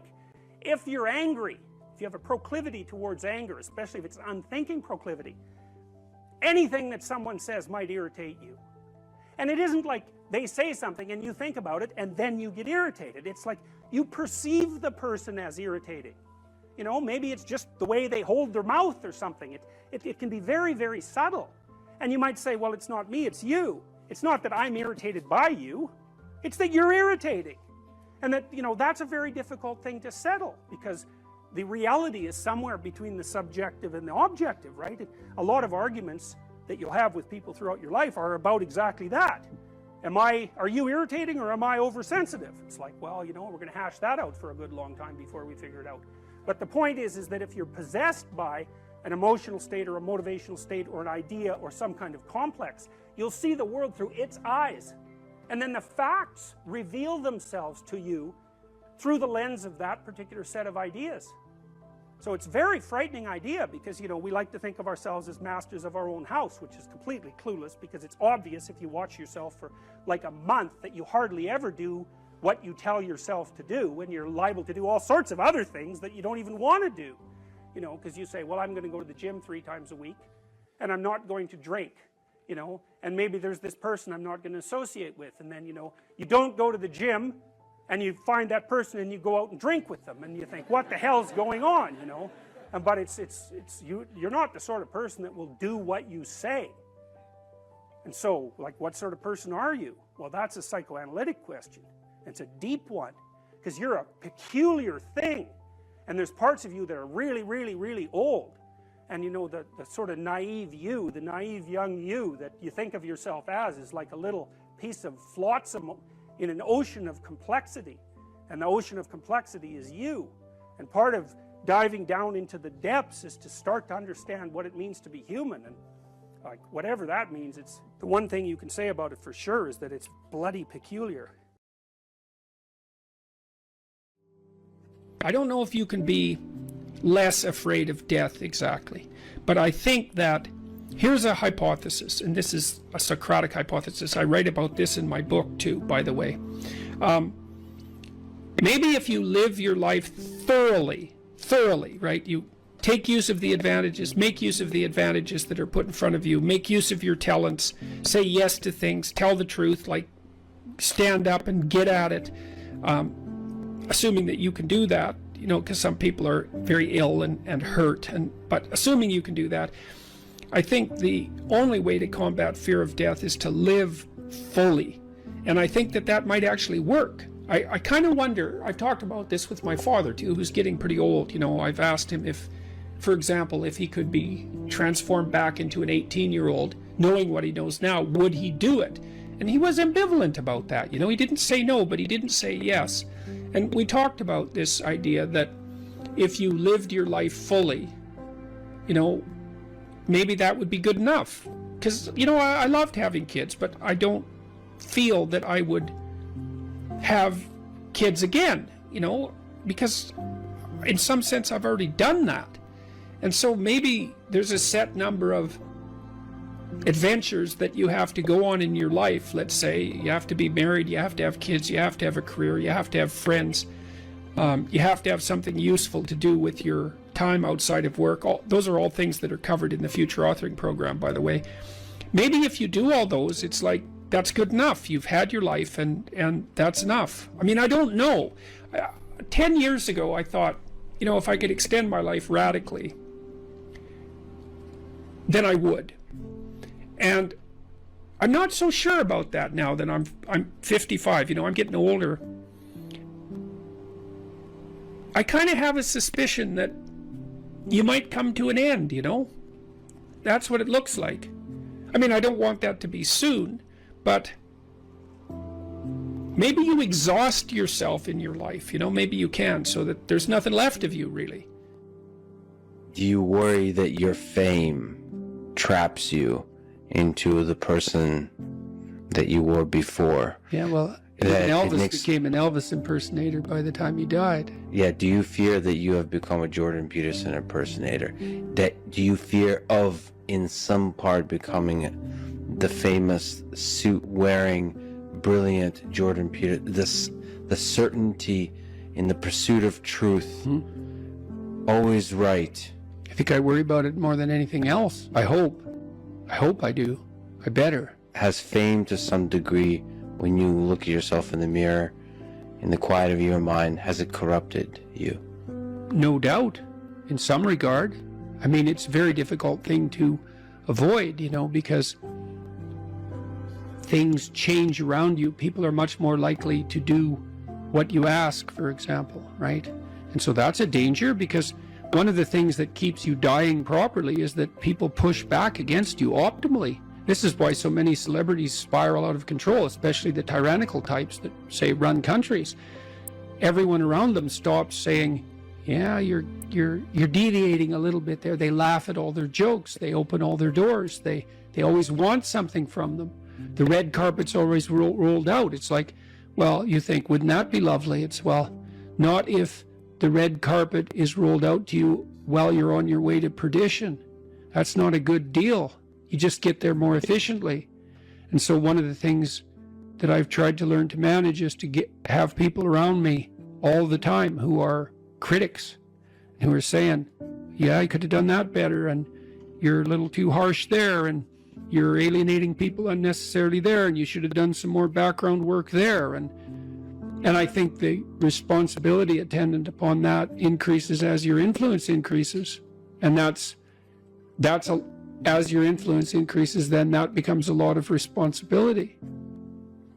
You know, and then maybe you have an off day. And, well, here's an example. I've been writing some columns lately about things that perturb me, like the forthcoming famine, for example. And it's hard to take those problems on It's difficult to take those problems on in a serious manner, and it's frightening. And it would be easier just to go up to the cottage with my wife and go out on the lake and watch the sunset. And so I'm tempted to draw on anger as a motivating energy to help me overcome the resistance to doing this.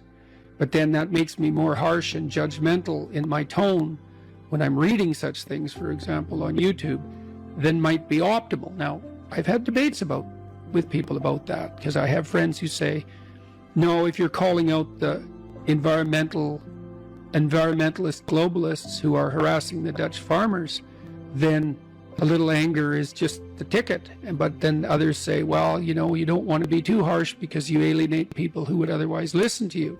It's like, that's a hard balance to get right. But also maybe anger hardens your mind to where you don't notice the subtle, quiet beauty of the world. The quiet love that's always there, that permeates everything. Sometimes you can become deeply cynical about the world if it's the Nietzsche thing. Yeah. Battle not with monsters, lest ye become a monster. Yeah. And if you gaze into the abyss gazes also into you. Right. But I would say, bring it on. Right? Because I also say, knowing that he's absolutely right, but if you gaze into the abyss long enough, you see the light, not the darkness. Are you sure about that? I'm betting my life on it. Yeah, that's a heck of a bet. Well, that's... Because it might distort your mind to where all you see is abyss. Is abyss. Yeah. Is the evil in this world. Well, then I would say you haven't looked long enough. You know, that's back to the... You're just a limited... The swords, the flaming swords. It's like... So I said the whole story of Christ was prefigured in that image. It's like the story of Christ, psychologically, is radical acceptance of the worst possible tragedy. That's what it means. That's what the crucifix means. Psychologically, it's like gaze upon that which you are most afraid of. But that story doesn't end there, because in the story, it has to be a voluntary journey to hell. And maybe that's true for everyone. There is no more terrifying idea than that, by definition. And so then, well, do you gaze upon that? Well, who knows? Who knows? How often do you gaze upon death, your own? How often do you remind yourself that this ride ends? Personally? Personally. All the time. Because you, as a deep thinker and philosopher, it's easy to start philosophizing and forgetting that you might die today. The angel of death sits on every word. How's that? How often do you actually consciously... All the time. Notice the angel? All the time. I think it's one of the things that made me peculiar. When I was in graduate school, you know, I thought about... I had the thought of death in my mind all the time. And I noticed that many of the people that I was with, these were people I admired fine. That wasn't part of their character, but it was definitely part of mine. I'd wake up every morning. This happened for years. Think, time's short, get at it. Time's short, get at it. There's things to do. And so that was always, it's still there. And it's still there with, I would say, and it's unbearable in some sense. Are you afraid of it? Like what's Afraid your of death? relationship? Yeah. You know, I was ready to die a year ago. And not casually. I had people I loved, you know. So no, I'm not very worried about me, but I am very worried about making a mistake. Yeah. I heard Elon Musk talk about that a couple of months ago. It was really a striking moment. Someone asked him about death, and he said, just offhand, and then went on with the conversation. He said, that'd be a relief. And then he went on with the conversation. And I thought, well, you know, he's got a lot of weight on his shoulders. I'm sure that part of him thinks it'd be easier just if this wasn't here at all. Now, he said it offhand, but it was a telling moment in my estimation. So for him, that's a why live question. Hmm? The exhaustion of life. Yeah, yeah. If you call it life is suffering, but Yeah. the hardship. I'm more afraid of hell than death. You're afraid of the thing that follows. I don't know if it follows or if it's always here. And I think we're going to find out. What's the connection between death and hell? I don't know. I don't know. I don't know. Is there something that needs to be done before you arrive? You're more likely to die terribly if you live in a manner that brings you to hell. If you concentrate solely on your career, you can get a long way in your career. And I would say that that's a strategy that a minority of men preferentially do. That's all they do. They work like 70, 80 hours a week.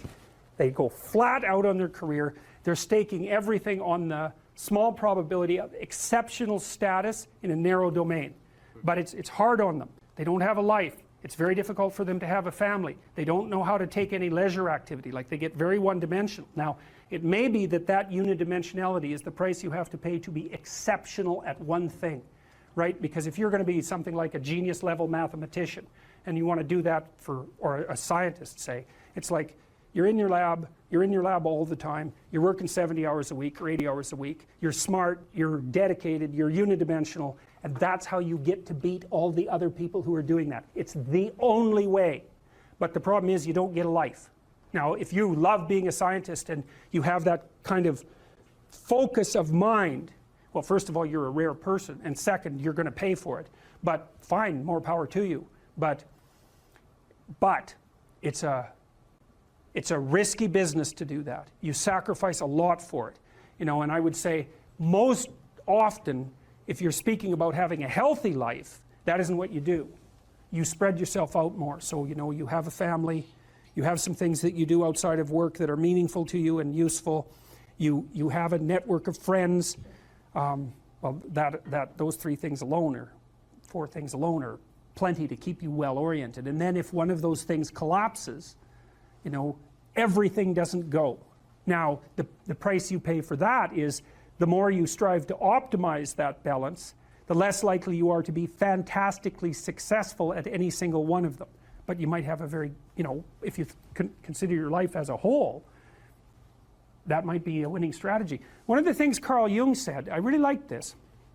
He thought that men went after perfection and women went after wholeness.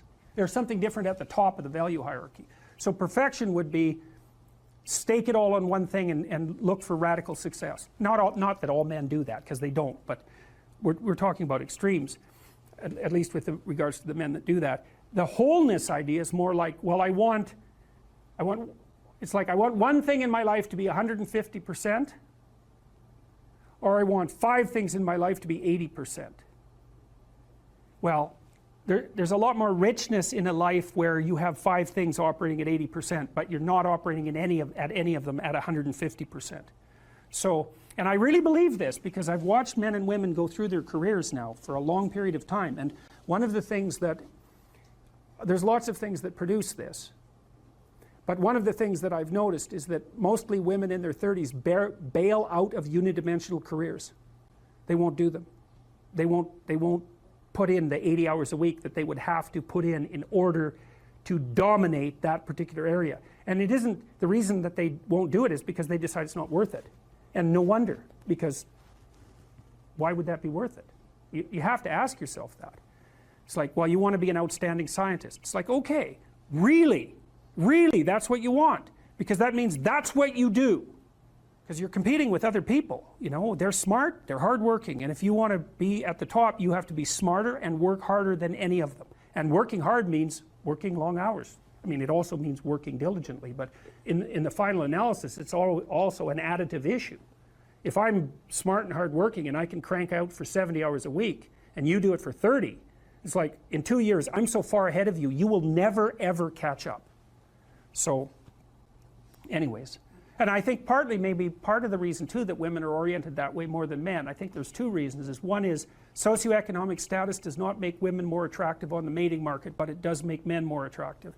And the second is women's time frame is compressed, right? Because guys can always say, well, I'll have kids later, and they can say that till they're like 80. Whereas women, it's like, no way, man, you got to get it together by the time you're, let's say 40, but really probably by 35, but definitely by 40, because otherwise it ain't happening. And that's bloody dreadful. One of the common routes to extreme unhappiness is to want children and not have them. I wouldn't recommend that. You know, you see couples who are in their 30s. 1 couple in 3 over the age of 30 has fertility problems. That's defined as inability to conceive after 1 year of trying. 1 in 3. So it's worth thinking about, because people are very, very unhappy if they want to have kids and then they can't. Man, you're in the medical mill for 10 years if that's what happens to you. We've got a hypothesis that we're still working out that's supported to some degree by the relevant literature. So imagine that you're looking for a stable partner, right? So you might think, well, what do you want in a stable partner? And at least in principle, one of the things you don't want is too much mismatch between you and that person on the 5 fundamental dimensions. So for example, if you're really extroverted and you have a really introverted partner, you're going to engage in continual conflict about how much social activity the two of you should subject yourself to. And it's very, very difficult for people who widely differ on those dimensions to come to consensus, because it's not just a matter of opinion, right? It's really a matter of different, if you're looking at extremes, of really different types of people. And the thing about introverts is they just don't enjoy large-scale social interaction that much. One-on-one they're often fine, but in a group they don't like that, and it tires them out. Whereas a real extrovert, it's like you isolate them and they just wither on the vine, because a huge part of what actually motivates them in a positive way is tangled up with social interaction.